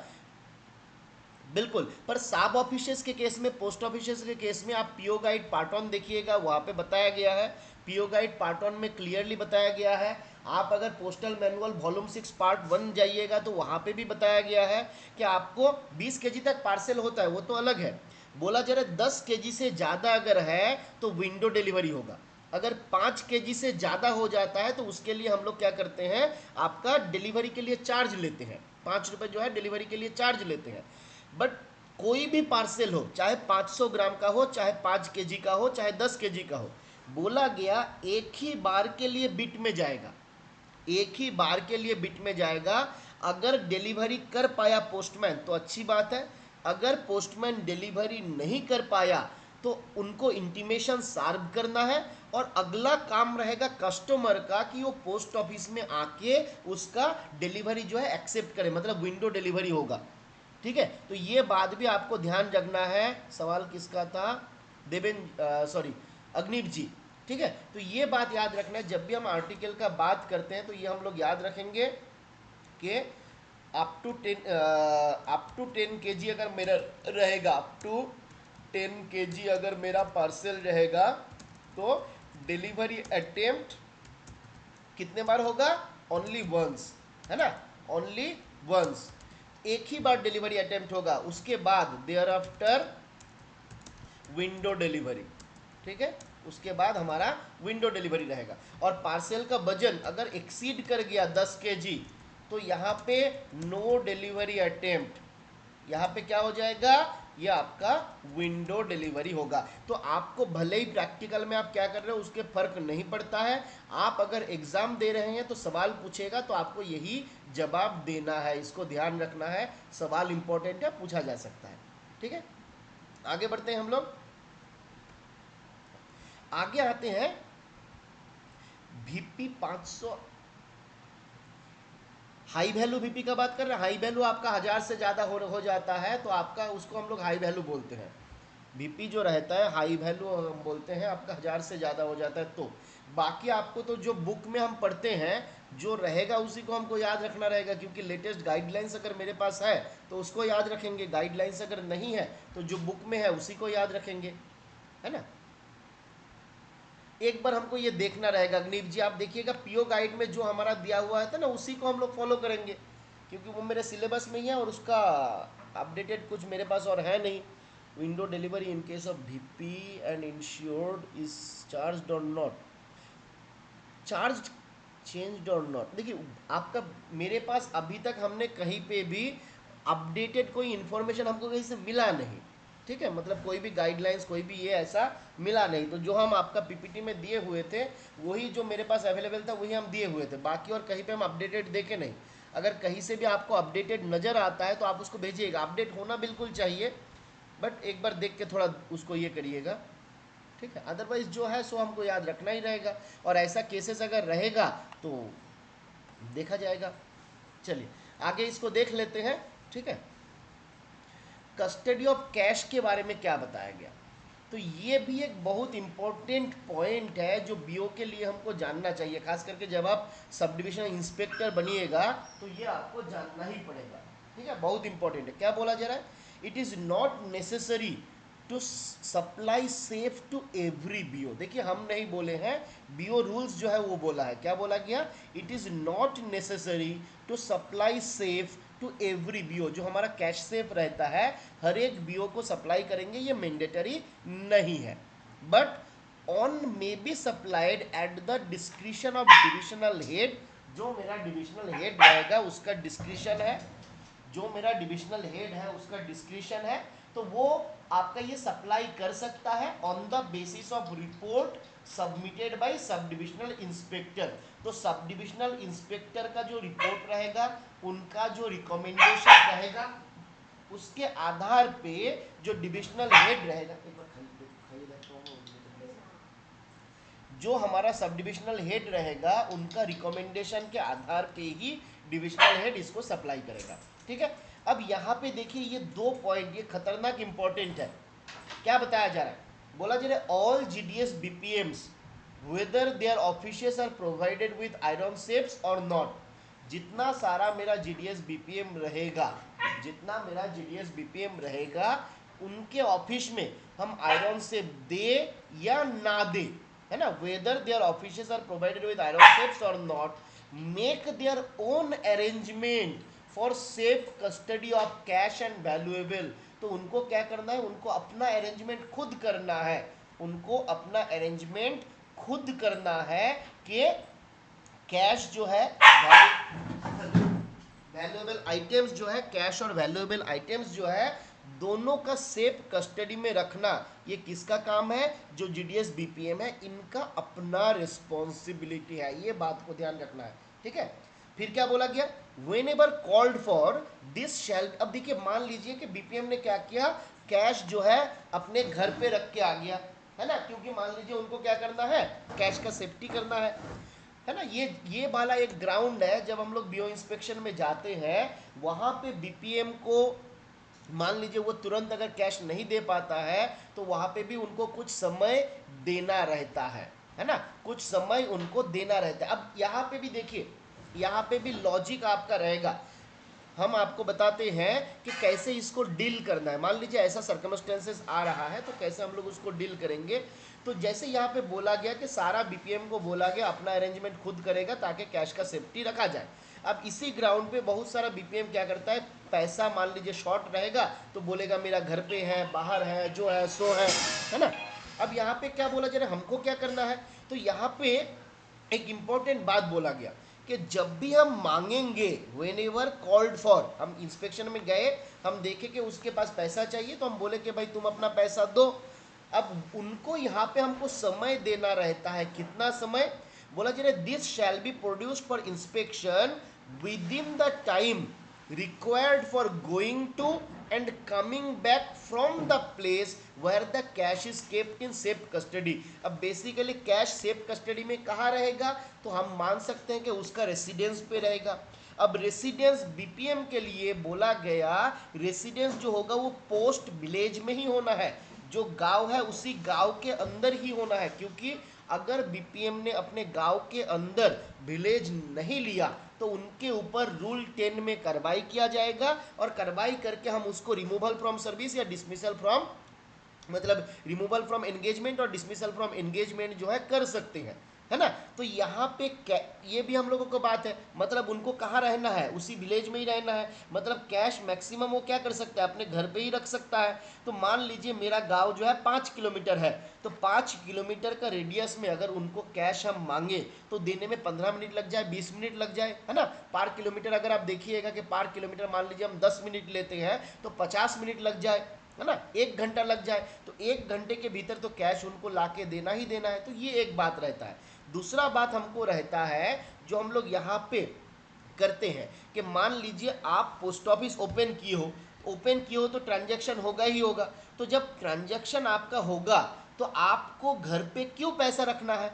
आपको जब पोस्ट ऑफिस में आके ट्रांजैक्शन करना है, उस दौरान पैसा आपका पोस्ट ऑफिस में ही होना चाहिए, है ना, वो बाहर होना नहीं चाहिए। अदरवाइज कोई कस्टमर अगर इस टाइम पे आता विथड्रॉल के लिए तो आप कैसे उसका विथड्रॉल देते? तो ये सारा ग्राउंड हम लोग लगाते हैं जब इस प्रकार का केस आता है कि बीओ में गए और देखे बीपीएम के पास पैसा नहीं है। बट ये पॉइंट याद रख लीजिएगा, एग्जाम पॉइंट ऑफ व्यू से बहुत इंपॉर्टेंट है कि कितना टाइम उसको हम देंगे। तो बोला जा रहा है कि जहाँ पे कैश रखा गया सेफ कस्टडी में, वहाँ तक उनको आने का समय और जाने का समय, ये आने जाने का जो समय है, ये समय हम उनको मैक्सिमम दे सकते हैं। क्लियर है? फिर ये वाला पॉइंट भी इंपॉर्टेंट है कि भले ही हमने उसको सेव दे दिया, फिर भी हम क्या करेंगे, वो अपना अरेंजमेंट खुद कर सकता है कि कहाँ पे पैसा रखेगा, क्या करेगा। क्लियर है ये वाला? Within 1 month after selection and before engagement. Very good, very well said अग्निप जी, बिल्कुल ये बात को ही आपको याद रखना है कि सिलेक्शन जब हो जाता है उसके 1 महीने के भीतर, बट बिफोर एंगेजमेंट। और यहाँ पे दो चीज याद रखना है, यहाँ पे दो चीज और याद रखना है कि बीपीएम के केस में, यहाँ पे बीपीएम के केस में बोला गया पोस्ट विलेज, है ना, जो गांव में हमारा पोस्ट ऑफिस है उसी वाला। एबीपीएम के लिए बोला गया डिलीवरी जुरिस्डिक्शन, ठीक है। और जितना हमको याद आ रहा है डाक सेवक के लिए बोला गया था 8 किलोमीटर का रेडियस, ठीक है, 8 किलोमीटर रेडियस। ये वाला हमको थोड़ा सा चेक करना रहेगा, हम बहुत दिन पहले देखे हुए थे, एक बार आप लोग कंफर्म कर सकते हैं ये सही है या गलत है अग्निप जी। बीपीएम के लिए पोस्ट विलेज, एबीपीएम के लिए डिलीवरी जुरिस्डिक्शन, और डाक सेवक के लिए जितना हमको याद आ रहा है 8 किलोमीटर का रेडियस वहाँ पे बताया गया था, इसी के भीतर रहना रहता है, ठीक है। चलिए अब आगे आते हैं हम लोग। आगे क्या बताया गया, आगे बताया गया आपका स्टैंप और सील के बारे में, कि बीपीएम जो रहेगा, बीओ जो रहेगा उसमें स्टैंप रहेगा, सील रहेगा। अब स्टैंप और सील में हम पहले भी बहुत बार बोले हुए हैं, इन दोनों में अंतर क्या होता है, स्टैंप्स और सील, इन दोनों में अंतर क्या है, तो हम लोग देखे हुए थे पहले भी, स्टैंप्स होता है, बताइए स्टैंप और सील में अंतर क्या होता है, किस तरीके से आप इसको मैंने पहचानिएगा कि कोई आपका स्टैंप है और आपका सील है, कैसे बोलिएगा। स्टैम्प जो होता है वो होता है एम्बोस्ड, सील जो होता है वो होता है इनग्रेव्ड, है ना, इनग्रेव्ड। ग्रेव्ड का शब्द कहाँ से आया, तो आप इसको याद रखिए, ग्रेवयार्ड होता है ना कबर, तो ग्रेवयार्ड से आया ग्रेव। तो ग्रेवयार्ड में कबर हम कैसे खोदते हैं, तो जैसे ये मान लीजिए मिट्टी का खोड़ा हुआ है कबर, तो ये क्या हुआ, नीचे के साइड में, अंदर के साइड में है, तो सील में क्या रहेगा, अंदर के साइड में रहेगा। और स्टैंप में क्या होता है, एम्बोस्ड, एम्बोस्ड का मतलब ऊपर साइड में, है ना, ये देखिए ऊपर है, ये ऊपर है, तो ये क्या हो रहा है, एम्बोस्ड हो रहा है, मतलब ऊपर से जब आप टच करते हैं तो यू कैन फील कि कुछ ऊपर ऊपर है, तो ये होता है एम्बोस्ड। तो एम्बोस्ड और आपका इनग्रेव्ड, इन दोनों में ये अंतर होता है, कभी कभी एग्जाम में पूछ सकता है कि स्टैंप और सील के भीतर अंतर क्या है। अब बीओ जो है, बीओ में आपका मेनली दो स्टैम्प जो है दिया गया है। अब ये तीसरा वाला स्टैम्प क्या है, मैं आज तक कभी ना यूज़ किया हूँ ना कभी मैं देखा हूँ, ठीक है। तो फिर भी हम पॉइंट को रखे हुए हैं कि भले ही एग्जाम पॉइंट से कभी पूछ ले, है ना। क्या बोला जा रहा है देखिए, every BO is supplied with a seal and following stamp. तो हर एक बीओ में एक सील आपका दिया जाता है, हर एक बीओ में एक सील आपका दिया जाएगा, और बाकी क्या रहेगा, बाकी कुछ स्टैम्प दिया जाता है। तो क्या क्या स्टैम्प रहता है, तो एक रहता है कंबाइंड स्टैम्प, जिसमें नेम और डेट स्टैम्प एक ही साथ रहता है, नेम एंड डेट स्टैम्प एक ही साथ रहता है, जो आपका रेक्टेंगल शेप में होता है, जो रेक्टेंगुलर शेप में होता है। तो कंबाइंड स्टैम्प जो बीओ को हम लोग देते हैं वो रेक्टेंगुलर शेप का रहता है, इस प्रकार का आप देख सकते हैं, जहाँ पे बीओ का नाम भी रहता है और डेट चेंज करने का भी काम रहता है ना, तो बेसिकली डेट स्टैम्प के रूप में भी काम कर सकता है वो। तो ये आपका रेक्टेंगुलर शेप का रहता है। फिर एक रहता है ये पोस्टेज ड्यू स्टैम्प, ये किस लिए होता है, तो कोई आर्टिकल में अगर आर्टिकल अगर कंप्लीटली पेड नहीं है ना, आर्टिकल अगर फुल्ली पेड नहीं है, यानी कि इनसफिशियंटली पेड है, अनपेड है, कुछ ब्रीच ऑफ कंडीशन है, जिस कारण से हमको क्या करना है, जिस कारण से मान लीजिए हमको वहां पे ड्यू स्टैंप लगाना है, आपका पोस्टेज को कैलकुलेट ये लेना है, वापस लेना है कस्टमर से, है ना, तो वहां पे आपका ड्यू स्टैम्प दिया जाता है, वहां पे ड्यू स्टैम्प दिया जाता है। आप लोग देखे होंगे ड्यू स्टैम्प जो होता है आधा चांद जैसा होता है ना, इस प्रकार का आपका ड्यू स्टैम्प रहता है, आधा खाया हुआ, है ना, और इसमें लिखा हुआ रहता है पोस्टेज नॉट पेड या पोस्टेज ड्यू, इस प्रकार से कुछ लिखा हुआ रहता है ना। तो ये हमारा होता है ड्यू स्टैम्प। ये हमने देख लिया कि combined name and date stamp. इसके वाला एक, इसके अलावा एक और बात बोला गया, number slip name stamp, number slip name stamp, ठीक है। तो ये एक याद रख लीजिएगा, बट क्या है एग्जैक्ट हमको थोड़ा इसको देखना रहेगा, एग्जैक्ट जानकारी फिलहाल मेरे इसके बारे में नहीं है, ठीक है। आगे आते हैं, तो ये हमने कुछ देखा, और क्या क्या रहेगा, तो बोला जी ने BO which dispatch mail in one direction more than once day. तो एक बीओ जो है वो दिन में एक बार से ज़्यादा अगर डिस्पैच करता है किसी पर्टिकुलर डायरेक्शन में, तो बोला जा रहा है they will be supplied with a date stamp provided with hour time. क्यों? क्योंकि दिन में आपका एक बार से ज़्यादा डिस्पैच हो रहा है। तो जब दिन में आपका एक बार से ज़्यादा डिस्पैच हो रहा है, तो मान लीजिए 11 बजे डिस्पैच हुआ, 4 बजे डिस्पैच हुआ, तो वहाँ पे आवर टाइप भी दिया हुआ रहता है ताकि पता चले कि कितने बजे ये डिस्पैच किया जा रहा था। ठीक है, कितने बजे ये डिस्पैच हो रहा था ये हमको बताना रहेगा, इसलिए ये वाला भी रहता है। अब यहाँ पे एक और बात बताया गया कि अगर कभी कोई चिट्ठी हम सुपरिटेंडेंट के पास भेज रहे हैं या सब डिविजनल हेड के पास भेज रहे हैं, किसके द्वारा?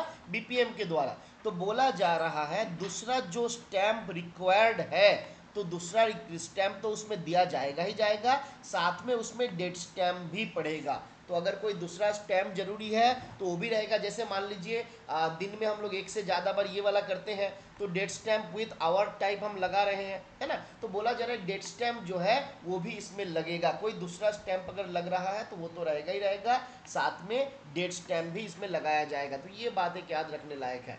ठीक है, आगे आते हैं हम लोग।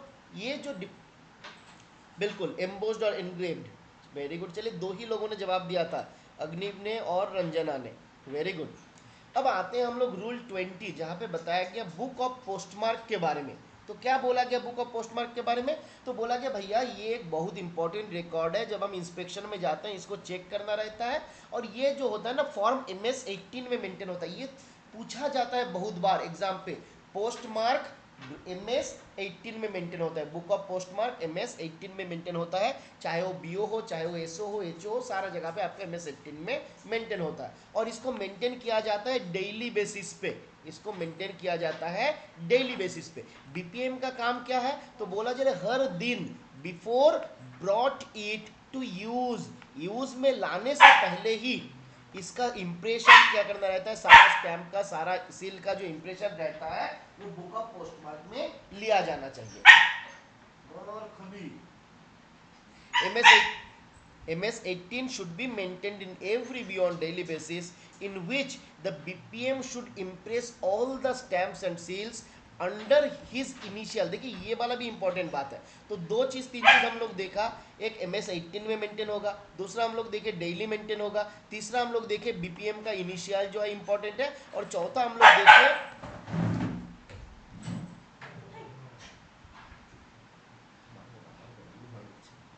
चौथा हमने क्या देखा, चौथा हमने देखा कि इसमें जब भी हम यूज में लाएंगे, यूज में लाने से पहले ही ये इंप्रेशन हमको लेना रहता है। ठीक है,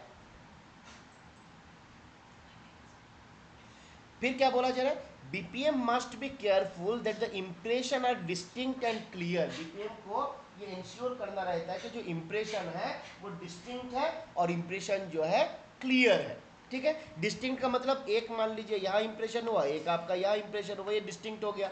अब मान लीजिए एक यहाँ हुआ, एक यहाँ हुआ, तो ये आपका डिस्टिंक्ट नहीं है।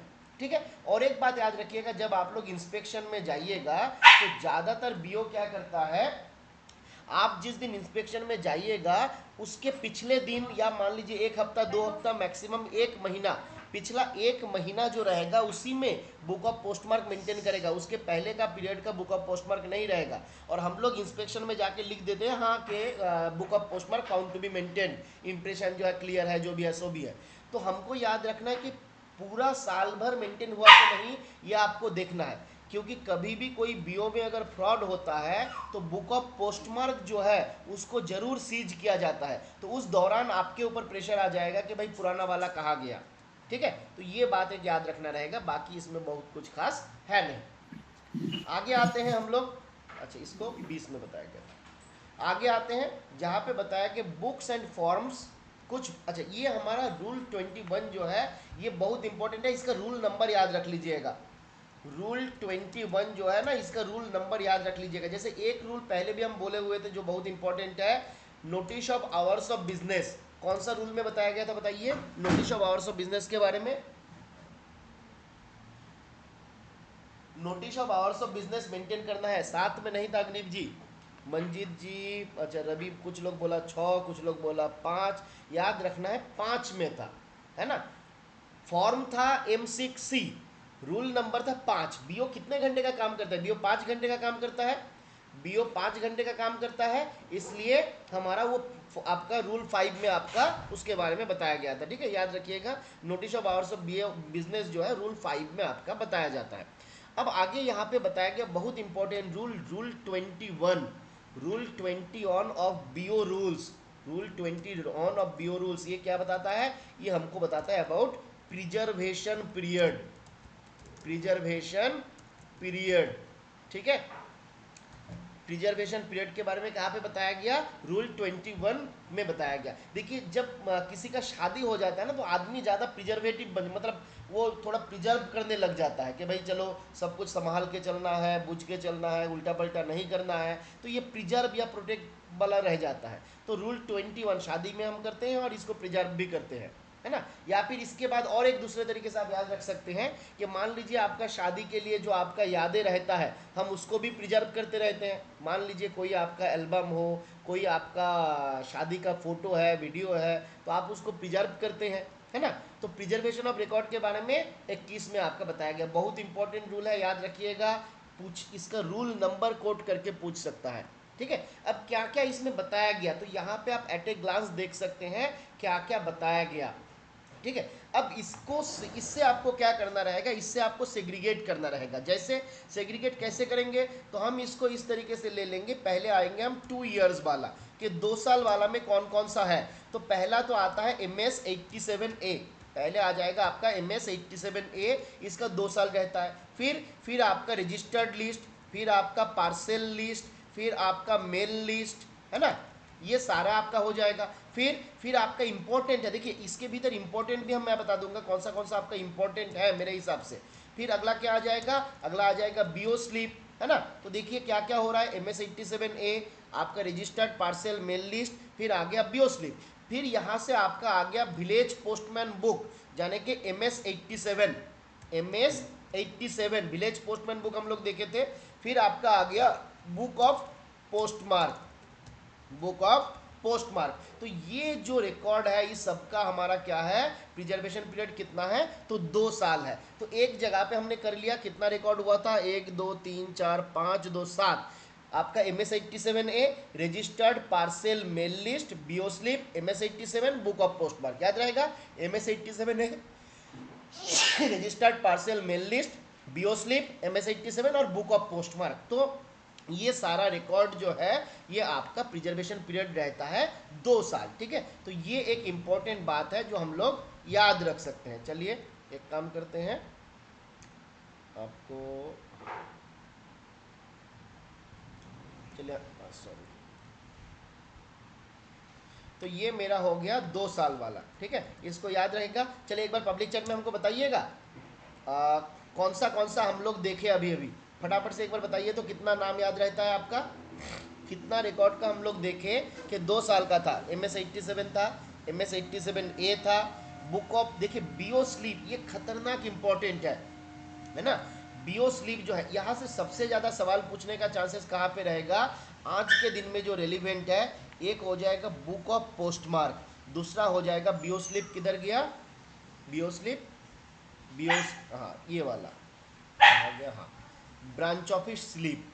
ये दो जो है मेरे हिसाब से आपको अगर सवाल पूछेगा एग्जाम में, तो ये दोनों पूछा जाने का तगड़ा चांसेस है, क्योंकि MS 87 जो है अभी मतलब भेजा नहीं जाता है, रजिस्टर्ड लिस्ट, पार्सल लिस्ट वगैरह, ये भी मेल लिस्ट, ये वाला आपका सवाल पूछा जा सकता है।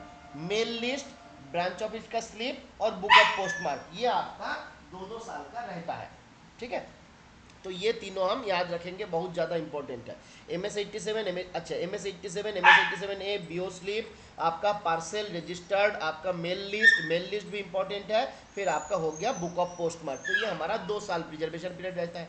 अब हम लोग यहाँ पे देख लेते हैं कि 3 साल में कौन कौन रहता है। तो 3 साल में रहता है ब्रांच ऑफिस अकाउंट और दूसरा है ब्रांच ऑफिस जर्नल। ये दोनों से एक सवाल 100% आपके एग्जाम पे रहेगा, इस पेज से एक सवाल आपका रहेगा ही रहेगा, अगर नहीं रहेगा ना नाम बदल देंगे। याद रखिएगा, branch office account book PA6 होता है, ये फॉर्म भी पूछ सकता है। ब्रांच ऑफिस अकाउंट बुक का फॉर्म नंबर कितना है, PA6 है। बीओ जर्नल का कितना है, बीओ जर्नल का है फॉर्म PA5, बीओ जर्नल का है PA5। इसके अलावा तो यही हमारा दो था जो हमने 3 में देखा। दूसरा और एक होता है, और एक हम लोग आगे आएंगे।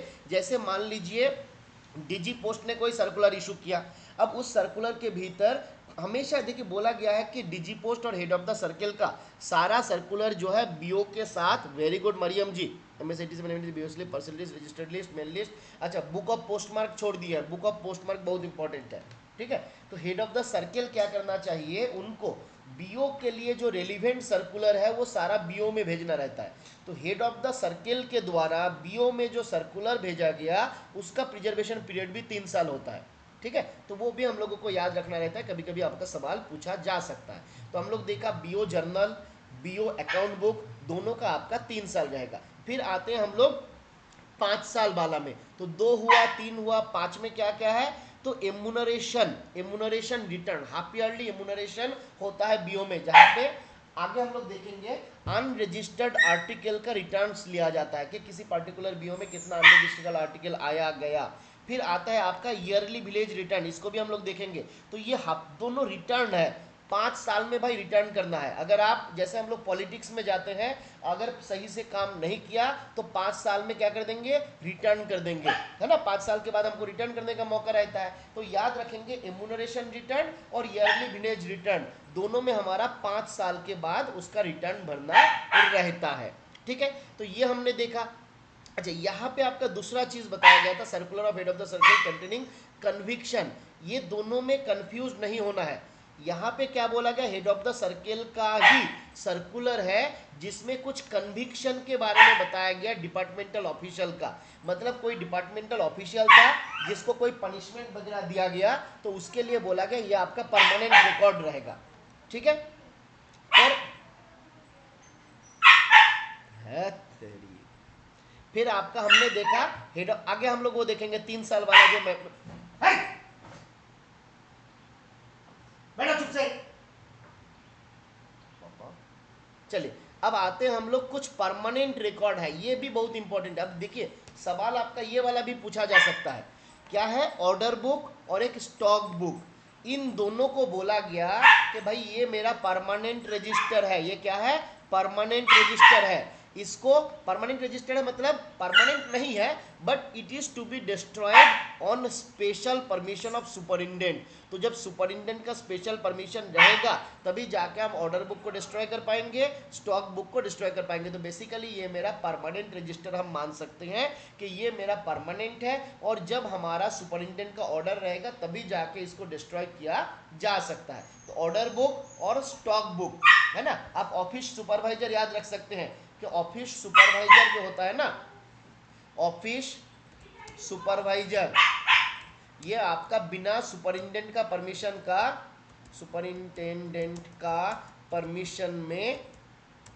कोई काम नहीं करता, कोई काम नहीं करता, याद रहेगा। ऑफिस सुपरवाइजर जो है सुपरिटेंडेंट के परमिशन के बगैर कोई काम नहीं करता। तो ऑफिस सुपरवाइजर में क्या हुआ, ओ में हुआ ऑर्डर बुक, एस में हुआ स्टॉक बुक। तो ये दोनों जो है केवल सुपरिटेंडेंट का ऑर्डर रहेगा, परमिशन रहेगा, तभी जाके इसको हम डिस्ट्रॉय करेंगे। अब देखिए आपको हमको जितना लगता है ना, आपको सारा याद हो गया। हम आपको बस एक बार पूछेंगे, आपको पब्लिक चैट में बताना है ना, स्टॉक बुक। चलिए तो एक एक करके बताइए हमारा जो हमारा बीओ जर्नल है, जो हमारा बीओ जर्नल है उसका क्या प्रिजर्वेशन पीरियड रहता है, वेरी गुड, 3 साल रहता है। 3 साल बोला जाता है 3 years after they are used up. इस शब्द को भी ध्यान दीजिएगा, 3 years after they are used up, मतलब जब खत्म हो चुका है, पूरा यूज हो चुका है, उसके बाद 3 साल, शुरू से नहीं।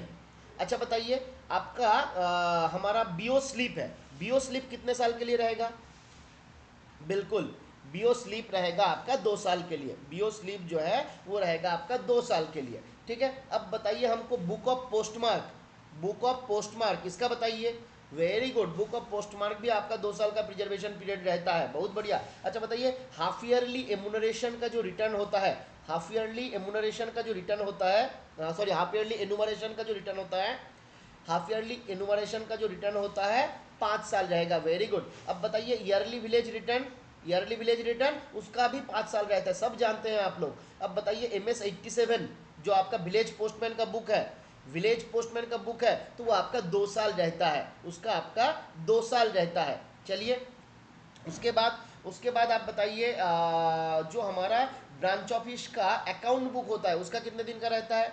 Branch office account book, very good, तो उसका 3 साल रहता है। फिर बताइए ऑर्डर बुक का कितने साल का रहता है? ऑर्डर बुक का 5 साल नहीं है, ऑर्डर बुक जो है special permission required from divisional है, ठीक है। परमानेंट भी हमको नहीं बोलना है, आप याद रखिएगा, अगर दो ऑप्शन रहा, एक में बोला परमानेंट, एक में बोला सुपरिटेंडेंट का ऑर्डर चाहिए, तो आपको याद रखना है कि सुपरिटेंडेंट का ऑर्डर वाला में ही हमको टिक करना रहेगा, है ना। ऑर्डर बुक और आपका ऑर्डर बुक देखा और स्टॉक बुक देखा, ये दोनों की, क्योंकि मान लीजिए स्टॉक बुक है, आपने क्या क्या उसको डिस्ट्रॉय कर दिए, तो भाई स्टॉक में क्या था पता नहीं चलेगा। ऑर्डर बुक के केस में भी सेम स्थिति है। तो आप यहाँ पे अगर देखिएगा ना, इंपॉर्टेंस के आधार पे प्रिजर्वेशन पीरियड भी दिया गया है, आप इसको बोल सकते हैं इंपॉर्टेंस के आधार पे भी आपका दिया गया है कि कितना दिन का जरूरत रहेगा उस हिसाब से भी, ठीक है। अब यहाँ पे एक इंपॉर्टेंट बात आपका और बताया गया, क्लियर है ये वाला? अभी हम लोग जो देखे ये वाला क्लियर रहेगा, याद रहेगा। सवाल 110% पूछेगा इस पेज से, 100% पूछेगा, कोई नहीं रोक सकता, ठीक है।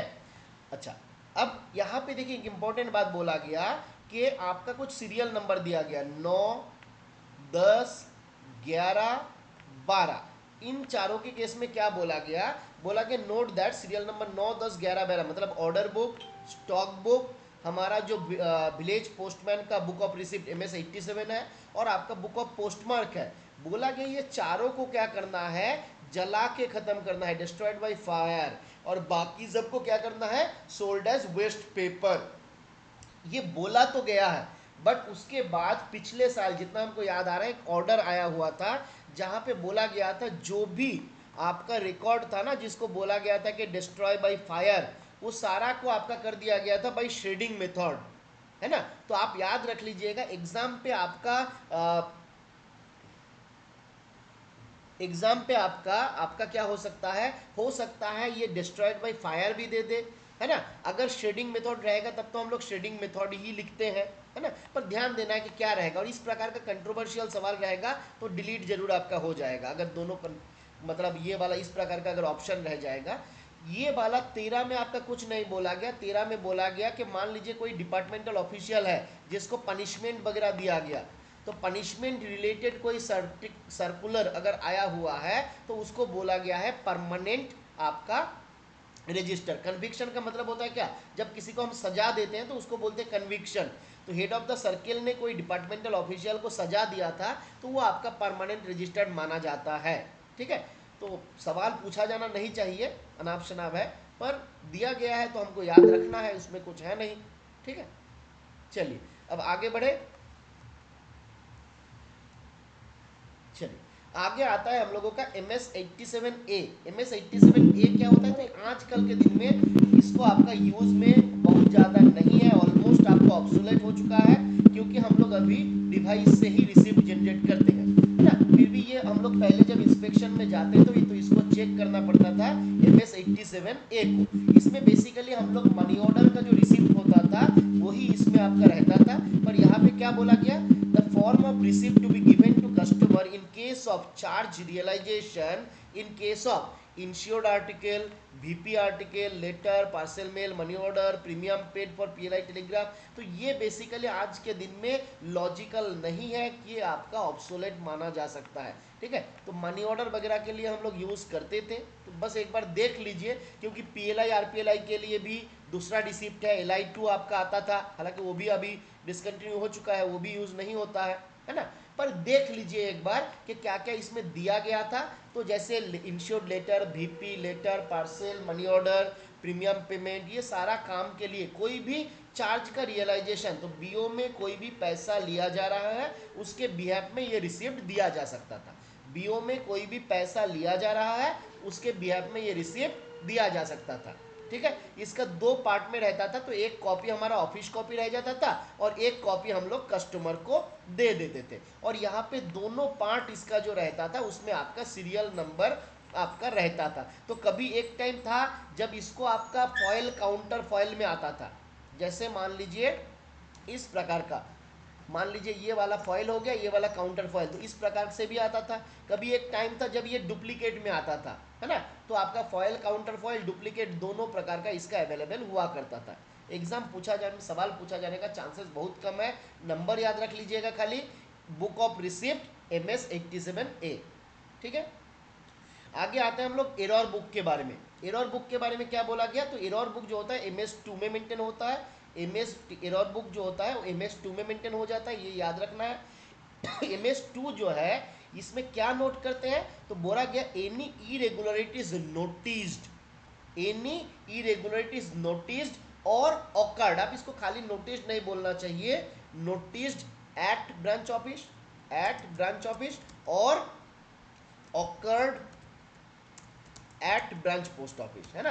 तो कोई भी आपका इरेगुलरिटीज है जो बीओ में नोटिस में आया या फिर बीओ में घटा है, तो वो बात जो है वो मेरा एरर बुक में नोट होना चाहिए। बोला कि every irregularity whether it is a serious on और वेदर इट इज ए पेटी ऑन, है ना, which is committed by any member of the office, उस ऑफिस का किसी भी मेंबर के द्वारा वो किया गया है या फिर किसी के द्वारा भी वो नोटिस किया गया है, तो वो एंट्री जो है वो आपका एरर बुक में किया जाएगा। ठीक है, तो ये बात हमको एक याद रखना है। इवन आपका देखिए एक बात बोला गया जो नॉर्मली हम लोग कभी नहीं करते हैं, बोला गया करस्पॉन्डेंस कभी भी मिस एंडिंग आर्टिकल और miss directed article, miss ending article और मिस डायरेक्टेड आर्टिकल, ये दोनों केस में हमको क्या करना है, एरर बुक में एंट्री करना है।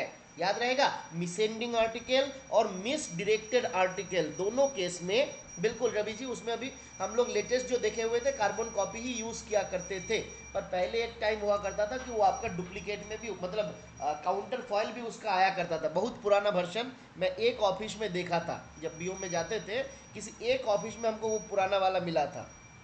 ठीक है, तो ये बात याद रहेगा कि अगर कभी हमारे पास मिस एंडिंग आर्टिकल आता है और मिस डायरेक्टेड आर्टिकल आता है तो भी हमको क्या करना है, एरर बुक में नोट करना है। अब इन दोनों में छोटा सा अंतर है, मिस एंडिंग का मतलब अंतर और मिस डायरेक्टेड का मतलब, जहां पे मान लीजिए मेरा पिन कोड जो है, जहां पे मान लीजिए मैंने पिन कोड एक दे दिया 756, मान लीजिए 120, ठीक है, ये मैंने पिन कोड दे दिया। अब मान लीजिए ये पिन कोड है ए पोस्ट ऑफिस का और हमने क्या किया, इसको बी पोस्ट ऑफिस में भेज दिया, तो ये क्या हो जाएगा, ये हो जाएगा मेरा आर्टिकल मिसेंड हो गया। ये आर्टिकल मेरा क्या हुआ, मिसेंड हो गया, मिसेंड हो गया।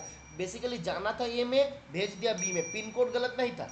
मिस डायरेक्टेड क्या था, मिस डायरेक्टेड मान लीजिए हमको ए पोस्ट ऑफिस में भेजना था जिसका पिन कोड था 756120, पर हमने पिन कोड नोट कर लिया 756124, तो ये क्या हुआ, ये मेरा मिस डायरेक्टेड आर्टिकल हो गया, क्योंकि यहाँ पे भी कोई एक पोस्ट ऑफिस है तो आरएमएस वाला क्या करेगा, सीधा इस पोस्ट ऑफिस में भेजेगा। तो ये आपका अंतर रहता है मिसेंड का और मिस डायरेक्टेड का। ठीक है, चलिए अब आगे आते हैं, आगे आते हैं error complaint and suggestion book 37A में क्या बताया गया, ये हमको बताता है about complaint and suggestion book. क्या बोला जा रहा है, MS94 should be kept in all branch post offices, सारा ब्रांच पोस्ट ऑफिस में कंप्लेंट सजेशन बुक रखा जाएगा। In which form, in MS94 form. और क्यों रखा जाएगा, so that the public can record in it any complain और suggestion. देखिए कंप्लेन भी होता है, सजेशन भी होता है, दोनों आपका यहाँ पे मेंटेन किया जाता है। और हम तो नॉर्मली कभी ये आपका कार्बन प्रोसेस वाला देखे नहीं है,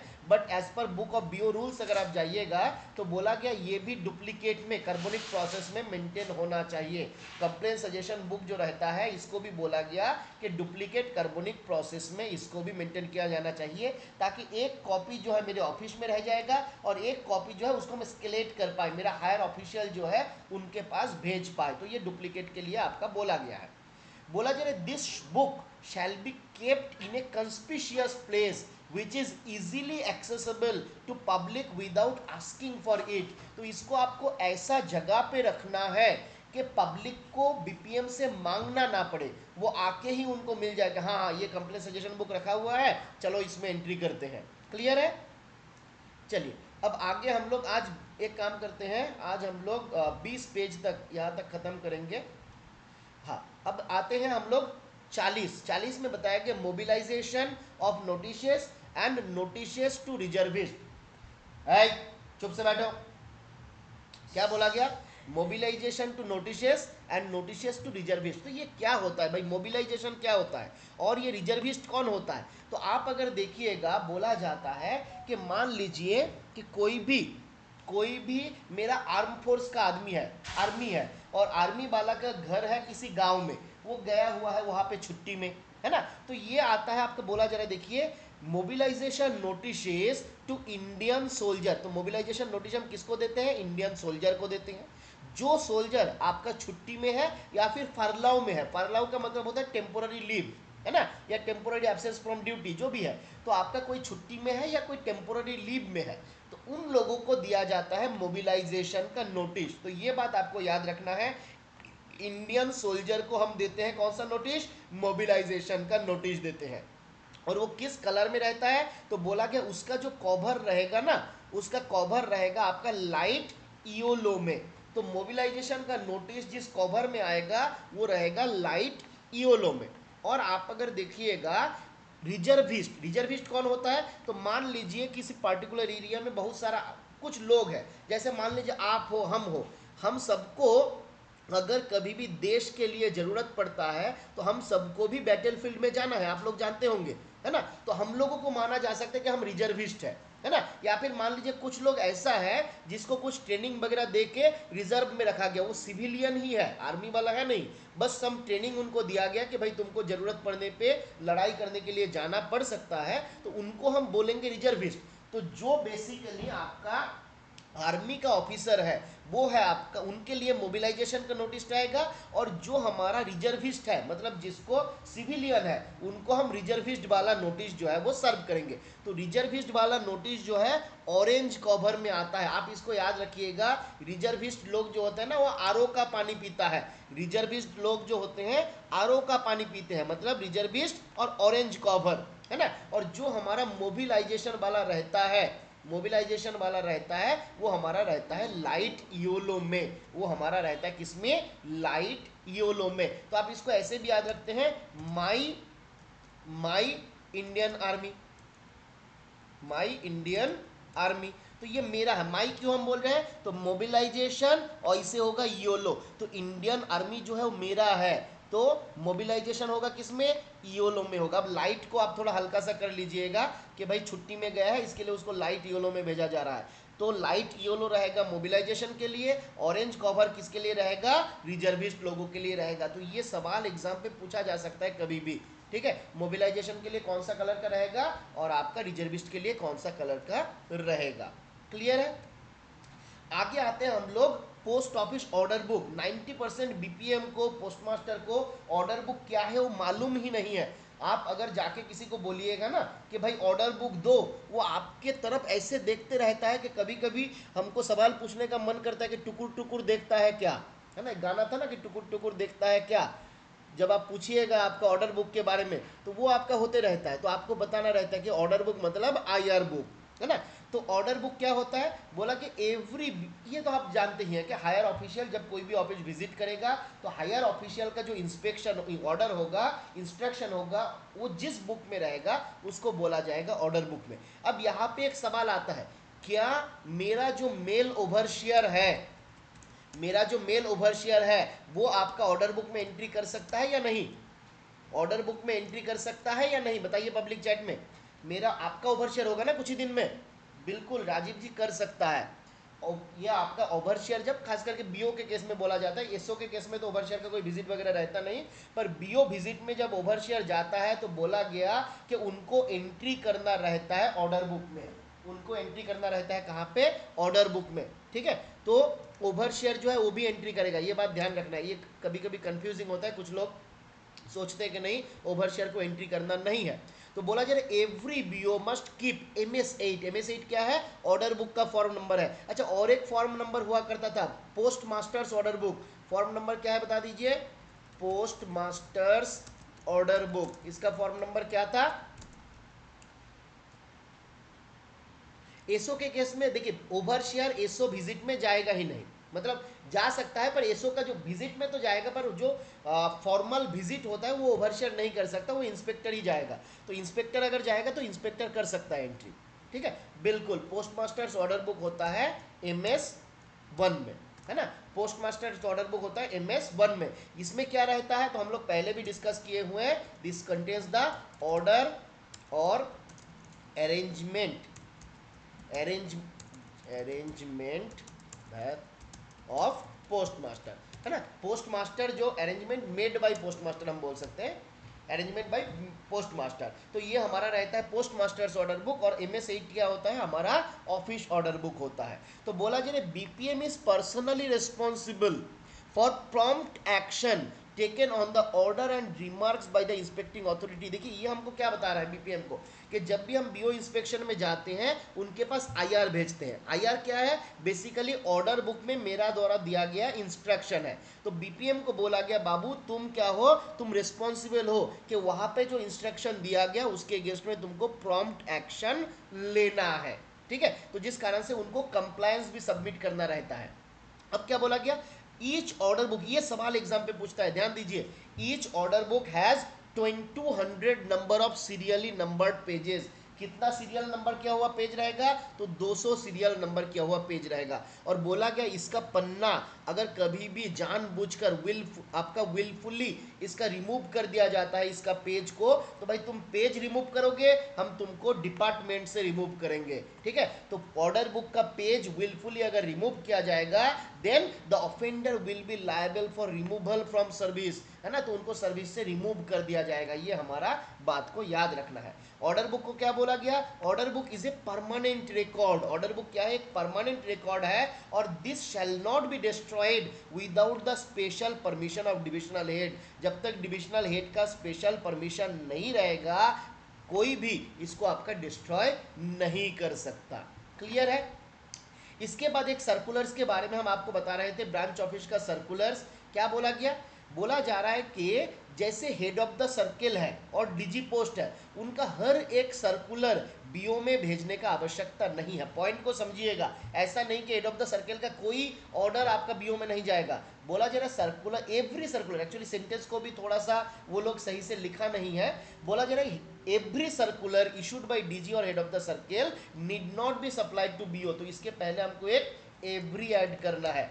every circular issued by DG और head of the circle need not be supplied to BO, but if any matter corresponding to BO, अगर कोई भी मैटर ऐसा है which is corresponding to BO, this shall be incorporated in a regional language. देखिए BO में अगर आपको ऑर्डर भेजना है तो उसको रीजियोनल लैंग्वेज में भी भेजना है ना। And supplied to BOs by the head of the circle, कोई भी ऐसा ऑर्डर जो BO के संबंध में है, तो this shall be converted incorporated in regional language and supplied to BO by the head of the circle. और इस प्रकार का जो order head of the circle के द्वारा BO में दिया जाएगा, तो बोला गया this shall be destroyed after 3 years। 3 साल के बाद इसको डिस्ट्रॉय करना है। अब ये 3 साल कहां से कैलकुलेट करेंगे, तो भाई बोला गया from the month of April following the close of official year. तो मेरा ये जो ईयर चल रहा है, जब ये खत्म होने वाला है उसका अगला वाला अप्रैल, तो जैसे मान लीजिए अभी आज का डेट हुआ 4/8/2024, तो हम क्या करेंगे, अगला अप्रैल तक जाएंगे पहले। तो अगला अप्रैल तक ये मेरा ग्रेस पीरियड रहेगा, ये 3 साल का कैलकुलेशन यहाँ पे शुरू नहीं होगा। तो अगला अप्रैल में जब हम गए वहां से मेरा काउंट शुरू हुआ, 25 का अप्रैल आ गया, 25 से 26, 26 से 27, 27 से 28, तो 28 का अप्रैल जब आ गया उसके बाद हम क्या करेंगे, नीचे आओ, इधर आओ, ठीक है। तो उसके बाद क्या करेंगे, उसके बाद उसको डिस्ट्रॉय करना। ये 3 साल का कैलकुलेशन आपको थोड़ा ध्यान में रखना रहेगा। क्लियर है। चलिए यहां तक करें, यहां तक खत्म करें और थोड़ा बढ़े। ऐसा देखिए, हेड ऑफ द सर्किल का आप जो बोल रहे हैं देवेंद्र जी, आपके दिमाग में जो आया हुआ है वो RMS के बारे में आपका आया है। तो RMS का जो रहता है वहां पे मंथली सर्कुलर इशू किया जाता है हेड ऑफ द सर्किल के द्वारा, ठीक है। चलिए और 2 पॉइंट 50 तक। चलिए DG के लिए कोई है नहीं, उनका अपना जब मन होगा तब इशू करेगा, है ना। RMS के लिए, BO के लिए कोई अलग से कुछ बताया नहीं गया कि DG का सर्कुलर कब आएगा नहीं आएगा। अब देखिए यहाँ पे 2 बहुत इंपॉर्टेंट पॉइंट है जहां से आपके एग्जाम पे सवाल आएगा ही आएगा। 45 में क्या बताया गया, half yearly enumeration return, half yearly enumeration return जो है इसको भरा जाता है फॉर्म MS6 में। तो इसको याद रखना है, हाफ ईयरली एनुमरेशन रिटर्न। ये क्या होगा, तो बोला गया साल में 2 बार किया जाता है इसको, फरवरी में और अगस्त में, 2 और 8, 2 + 6 8। देखिए याद रखना भी कैसे आपका आसान हो जाएगा, हाफ ईयरली है तो भाई MS6 में मेंटेन किया जा रहा है ना, तो नंबर भी आपका रिलेट कर पाइएगा, हाफ ईयरली MS6 है ना। फरवरी में होगा, अगस्त में होगा, फरवरी और अगस्त के भीतर कितने दिन का गैप रहता है, तो 6 महीने का गैप रहता है, ये भी आपका 6 महीना है ना। अब क्या बोला जा रहा है, कब होता है, तो बोला गया बाबू इसको सेकेंड वीक में करना है, सेकेंड वीक में। कहाँ से कहाँ तक बोला गया, फ्रॉम 8 से 14, और दोनों डेट जो है इसमें इंक्लूसिव है, तो second week of the month of February और अगस्त इसमें ये रिटर्न लेना रहता है। और इसमें 8 से लेके 14, from 8th to 10th both days इसमें आपका इंक्लूडेड रहेगा। उस पीरियड में मेरे ऑफिस में कितना different classes of unregistered article आया हुआ है, जिसके भीतर लेटर रहेगा, पार्सल रहेगा, सर्विस आर्टिकल रहेगा, सारा जो है all of them will be counted separately, है ना। And total number of article will be shown in the enumeration return against the appropriate head. तो यहाँ पे हम क्या करेंगे, 8 से लेके 14 तक ये पीरियड को हम लेंगे, और उस पीरियड में मेरा जो ब्रांच ऑफिस है उसमें कितना आपका लेटर आया, कितना पार्सल आया, कितना सर्विस आर्टिकल आया ऑर्डिनरी, उसका डिटेल्स हमको लेना रहता है। तो आप जब इंस्पेक्टर बनिएगा इस काम के लिए भी आपको भेजा जाता है, ठीक है। मैं जब पहले पहले बना था तो उस टाइम पे बहुत दिक्कत होता था, साला समझ नहीं पाते थे कि करना क्या है ना। तो आपको याद रखना है हाफ ईयरली एनुमरेशन में और कुछ नहीं है, हमको 8 तारीख से 14 तारीख का जो डेट रहता है इसका हमको पीरियड का टोटल ऑर्डिनरी कितना आया हुआ है उसका रिटर्न हमको लेना रहता है। तो आप क्या करिए, अपने जो एसओ है उस एसओ को बोल दीजिए कि रोज वो बीओ में जो ऑर्डिनरी चिट्ठी भेजेगा, कितना ऑर्डिनरी जा रहा है उसको काउंट करेगा और बीओ स्लिप में डाल देगा, है ना। और मान लीजिए इस बेस्ट रहता है, अगर मान लीजिए जब ये पीरियड रहेगा, ये जब हमारा फरवरी और अगस्त का पीरियड रहेगा, तो उस दौरान आप बोल दीजिए कि अलग अलग टाइप भी उसमें मेंशन कर दे कि ऑर्डिनरी के भीतर लेटर कितना था, पार्सल कितना था। अभी आपका देखिए पार्सल का चांसेस 10:0 रहेगा, एक आध गो हो सकता है, सर्विस आर्टिकल रहेगा ही नहीं, ज़्यादातर चांसेस है आपका लेटर, उसमें आपका पोस्ट कार्ड हो सकता है, एनवेलप हो सकता है। तो अगर कुछ पोस्ट कार्ड है उसको अलग कर दीजिए, आईएल से कुछ है अलग कर दीजिए। तो आप जब इंस्पेक्टर बनिएगा तो एसओ को इंस्ट्रक्ट कर दीजिएगा इस पीरियड में रोज वो कितना भेज रहा है बीओ स्लिप में चढ़ा के भेज दे, तो आपको क्या हो जाएगा, ये काउंट करने में आसानी हो जाएगा। फिर इसका प्रिस्क्राइब प्रोफॉर्मा है, जिस प्रोफॉर्मा में जाके आप खाली बिठा दीजिए और आपका टोटल कितना 8 से लेके 14 के भीतर कितना मेरा आपका ऑर्डिनरी आर्टिकल वगैरह आया हुआ है उसका डिटेल्स मेरे पास आ जाएगा। और क्या बोला जा रहा है, एक copy of return should be forwarded by the mail on 15th to the account office. BO को ये करने के बाद 15 तारीख को इसको भेजना रहता है अकाउंट ऑफिस के पास, ठीक है। तो ये बात हमको याद रखना रहेगा कि 8 से लेके 14 याद रखेंगे, सेकेंड वीक हो गया, 8 से 14 मतलब सेकेंड वीक, फरवरी और अगस्त महीना रहेगा, MS6 में मेंटेन होता होगा। 15 तारीख तक बीपीएम को क्या करना है, 15 तारीख में ये रिटर्न को भर के आपका एसओ में भेज देना रहता है। एसओ क्या करता है, आपके पास भेजेगा और आपके एंड से डिविजनल हेड के पास भेज दिया जाएगा, ठीक है। चलिए आगे आते हैं 46 ऑर्डिनरी, बिल्कुल रिसिप्ट के लिए बोला गया ना यहाँ पे। अच्छा यहाँ पे सॉरी, यहाँ पे आपका दोनों लिया जाता है, यहाँ पे आपका दोनों लिया जाता है, ठीक है। हाफ ईयरली एनुमरेशन जो लिया जाता है इसमें दोनों लिया जाता है, receive delivery, number of different class of registered article should be counted separately. चलिए एक बार हम यहाँ से और कंफर्म कर देते हैं, हाफ ईयरली किसका फॉर्म नंबर था 45।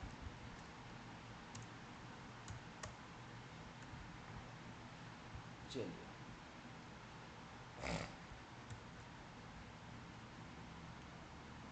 क्या बोला जा रहा है, चलिए एक बार इसको हम लोग डिटेल्स में यहाँ से ही देख लेते हैं।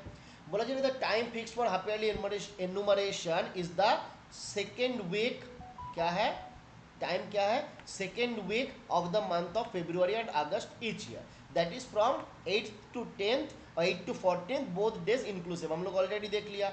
मेंटेन को कैसे होगा, तो बोला कि on each day the enumeration is to be taken, कौन लेगा, ब्रांच पोस्ट मास्टर खुद लेगा, है ना। ब्रांच पोस्ट मास्टर कैसे करेगा, तो इसको काउंट कर लेगा और एक फॉर्म है MS6 उसमें आपका आपका एंट्री करेगा। The number of ordinary unregistered articles of letter mail, unregistered parcels given out from the window, है ना, जो आपका डिलीवरी के लिए हो रहा है। Different classes of service articles unregistered letter mails also should be counted separately and the total number of articles of each class shown in the enumeration return आपका against appropriate head. Full instruction वगैरह यहाँ पे दिया गया है। यहाँ पे आपका विंडो के लिए यहाँ पे आपका डिलीवरी खाली जो रिसीव हुआ है उसी के बारे में आपका बताया जा रहा है, ठीक है। Full instruction for the preparation of this return will be found in the enumeration form. A copy of return should be forwarded mail office. It is very important, enumeration should be accurate and postman. यहाँ पे आपका देखिए, यहाँ पे जो book हो रहा है ना रिसीव के लिए, उसके बारे में आपका नहीं बोला गया है। The number of ordinary unregistered article, letter mail, unregistered parcel given out for delivery to postman, है ना, given out for delivery to postman, village postman, extra departmental agent from window। तो डिलीवरी के लिए हम जो दे रहे हैं, अब मान लीजिए यहाँ पे एक बात और आएगा, मान लीजिए कोई आर्टिकल आपके ऑफिस में बुक हुआ है ना, और उसको आप ही के ऑफिस में डिलीवरी होना है, तो वो भी आपका इसके भीतर आ जाएगा, वो भी आपका इसके भीतर आ जाएगा। तो बेसिकली क्या देखें, अकाउंट ऑफिस से मेरे पास जो आया, जो मेरे ऑफिस से डिलीवरी होने वाला है, यहाँ पे हम लोग क्या ले रहे हैं, कोई भी अनरजिस्टर्ड पार्सल, अनरजिस्टर्ड लेटर वगैरह जो है which is given out for delivery to postman, village postman, extra departmental delivery agent from the window, तो हम डिलीवरी के लिए जो दे रहे हैं उसको एंट्री कर रहे हैं। तो अगर मेरे ऑफिस में कोई आपका बुक होता है, मेरे ऑफिस से डिलीवरी होने वाला है, तो उसको भी हम लोगों को इसके भीतर लेना रहेगा, ठीक है। क्लियर है? बिल्कुल देवेन जी, बिल्कुल सही बोले, डिलीवरी के लिए ही है, और डिलीवरी के लिए कौन सा वाला है वो भी हम लोगों का क्लियर हो गया, ठीक है। आगे आते हैं हम लोग ईयरली विलेज रिटर्न MS88। तो पहला वाला हम लोग देखे हाफ ईयरली वाला, और यहाँ पे हम लोग देख ले एनुअल वाला। तो ये में क्या बोला जा रहा है, बोला कि ड्यूरिंग 1st to 14th मार्च, ये हमारा होता है फिनेंशियल ईयर का एंड जब होता है उसी टाइम पे ईयरली विलेज रिटर्न, तो ईयर एंडिंग के समय पे होता है। ईयरली विलेज रिटर्न कब भरा जाता है, आपका ईयर एंडिंग के समय। फॉर्म नंबर क्या है, MS88। इसको हमको याद रखना रहेगा, फॉर्म नंबर भी। बोला जा रहा है during 1st to 14th March A return should B capped bye the BPM showing the number of articles of all description received for delivery in each village। तो उनके अंडर में जितना सारा गांव है, उस गांव के लिए यहाँ पे आपका विलेज वाइज अलग होगा। मान लीजिए 4 गांव है, तो मेरा विलेज 1 के लिए, विलेज A के लिए कितना आया, विलेज B के लिए कितना आया, विलेज C के लिए कितना आया, तो जितना प्रकार का यहाँ पे देखिए ऑल डिस्क्रिप्शन बोला गया। यहाँ पे ऑल डिस्क्रिप्शन है, यहाँ पे खाली ऑर्डिनरी के बारे में आपका नहीं बोला गया, बोला गया आर्टिकल्स ऑफ ऑल डिस्क्रिप्शन आपको ईयरली विलेज रिटर्न के भीतर लेना है, इंक्लूडिंग मनी ऑर्डर। तो आपको सवाल ये भी पूछ सकता है whether money order is included और नॉट, वेदर सारा आपका डिस्क्रिप्शन का article is included in not. तो आपको याद रखना है कि मार्च महीना 1 से 14, 15 तारीख को रिटर्न भेजेंगे, MS88 में फॉर्म भरा जाएगा, है ना। तो BPM, ये बात हमको याद रखना रहेगा। On 15th of the month of the return it should be tallied by the BPM and forwarded to SDI। दोनों में अंतर देखिए, यहाँ पे जब हम देखें तो हमने क्या भेजा, कहाँ पे भेजा था, हमने यहाँ पे फॉरवर्ड किया था टू द अकाउंट ऑफिस, इसको हमने अकाउंट ऑफिस को भेजा था, है ना। यहाँ पे आप देखिए कहाँ पे गया भाई, अनरजिस्टर्ड में, हाँ, कहाँ पे भेजा गया था, टू द अकाउंट ऑफिस, इसको हमको अकाउंट ऑफिस में भेजना था। और यहाँ पे जब हम आए, इसको हमको किसके पास भेजना था, तो इसको हमको सब डिविजनल हेड के पास भेजना था। तो दोनों में अंतर थोड़ा सा देख लीजिएगा, ये डिफरेंस आपका सवाल में पूछा जा सकता है कि मान लीजिए बोल दिया हाफ ईयरली एनुमरेशन रिटर्न, इसको BPM किसके पास भेजेगा, है ना। ठीक है, क्लियर हुआ देवेन जी। हम लोग यहाँ से भी आपका देख सकते हैं क्या बोला गया, देखिए ईयरली विलेज रिटर्न में बोथ डेज आपका 1 से 14 होगा, बोथ डेज इंक्लूड होगा। First 14th March that is from first, ये होता है शोइंग नंबर MS88 हम लोग देख लिए। यहाँ पे देखिए कैसे रहता है, name of the village in the first column, है ना, नेम ऑफ द विलेज, है ना, हम बोले थे गाँव वाइज अलग अलग होगा। Of the first column return should be group together according to each beat, number of वगैरह जो भी है, इतना ज़्यादा डिटेल्स में जाने का जरूरत नहीं है। 15 तारीख को क्या होने वाला है, on 15th of the month for which it is kept, it should be totaled and signed by the BPM and forwarded to ASPO और सब डिविजनल हेड। तो जो सब डिविजनल हेड रहेगा, इंस्पेक्टर रहेगा या ASP रहेगा, उसके पास भेजा जाएगा। और यहाँ पे हम लोग क्या देखे, यहाँ पे हम लोग अकाउंट ऑफिस देखे। ठीक है, तो ये बात हमको याद रखना रहेगा, सवाल एग्जाम पे पूछा जा सकता है। तो ये मेरा गया ईयरली विलेज रिटर्न। अब आते हैं हम लोग छुट्टी का आवेदन। बीपीएम को जब छुट्टी का आवेदन देना रहता है तो एपीपी 45 में देना रहता है, जो 4 कॉपी में भरना रहता है। तो याद रखना है, the application for leave APP 45 shall be submitted in how many copies, तो 4 कॉपीज में भरना रहता है। और इस जो ये मेरा जो लीव एप्लीकेशन वगैरह रहता है, इसका प्रिजर्वेशन पीरियड भी होता है 3 ईयर्स। कहाँ से बोला गया भाई, जब मेरा बीपीएम जो है ना डिपार्टमेंट छोड़ देगा उसके बाद 3 साल, है ना, जब भरा गया वहां से नहीं। देखिए, it should be preserve for 3 years after the connection of BPM and ABPM ceases with the department. तो डिपार्टमेंट के साथ जब पूरा सीज हो जाएगा, अच्छा बताओ ना, बताओ, अच्छा ठीक है, जब बीपीएम के साथ सारा रिश्ता नाता टूट जाएगा, तब जाके 3 साल के बाद ये आपका प्रिजर्वेशन पीरियड जो है वो खत्म होगा। ठीक है, तो आज के क्लास में हम लोग यहाँ तक ही रखेंगे। ठीक है, अगला क्लास में हम लोग फिर मिलेंगे तो इसको कंप्लीट कर लेंगे। एक क्लास और हम लोगों का रहेगा जिसमें हमारा ये बुक जो बीओ रूल्स है वो आपका खत्म हो जाएगा। ठीक है, किसी को समझने में कोई दिक्कत नहीं हुआ होगा, एक बार बता दीजिए कि समझने में कोई दिक्कत था, नहीं था, क्लियर था, आसान सा टॉपिक था। नाइट वाला, देखिए नाइट वाला आज हम एक्चुअली रहेंगे नहीं, हमको थोड़ा बाहर जाना है, घर जाना है, जिस कारण से आज हम सुबह ही आपका क्लास कंडक्ट कर लिए। पीपीटी हम अभी ग्रुप में शेयर कर देते हैं तुरंत। ठीक है, और देख लेते हैं आईपीसी वाला जो क्लास आपका हुआ था, आप लोग आज उसको रिवाइज करिए, आइदर आज और कल उसका एक हम लोग डाउट क्लियरिंग सेशन कम क्वेश्चन आंसर सेशन हम लोग रखेंगे। ठीक है, तो आप अभी इसको एक बार पढ़ लीजिएगा वाला, ये वाला एफआरएसआर का टेस्ट। चलिए, हम सवाल आज भी ना बना नहीं पाए, बहुत हालत मेरा थोड़ा ख़राब है, तो मैं उम्मीद करता हूँ कल परसों तक मैं टेस्ट आपका बना दूंगा क्वेश्चन। ठीक है, थोड़ा सा हमको टाइम दीजिए, एक्चुअली कुछ पर्सनल इश्यूज़ के कारण हम कर नहीं पा रहे हैं। ठीक है, तो मोटा मोटी कल परसों तक हमारा कंप्लीट हो जाएगा क्वेश्चन, कल नहीं होगा परसों तक मेरा कंप्लीट जरूर हो जाएगा। ठीक है, मैं प्रयास करूँ, अगर कल तक भी कर पाते हैं तो हम देखते हैं, कल शायद नहीं होगा, परसों हमारा हो जाएगा। ठीक है।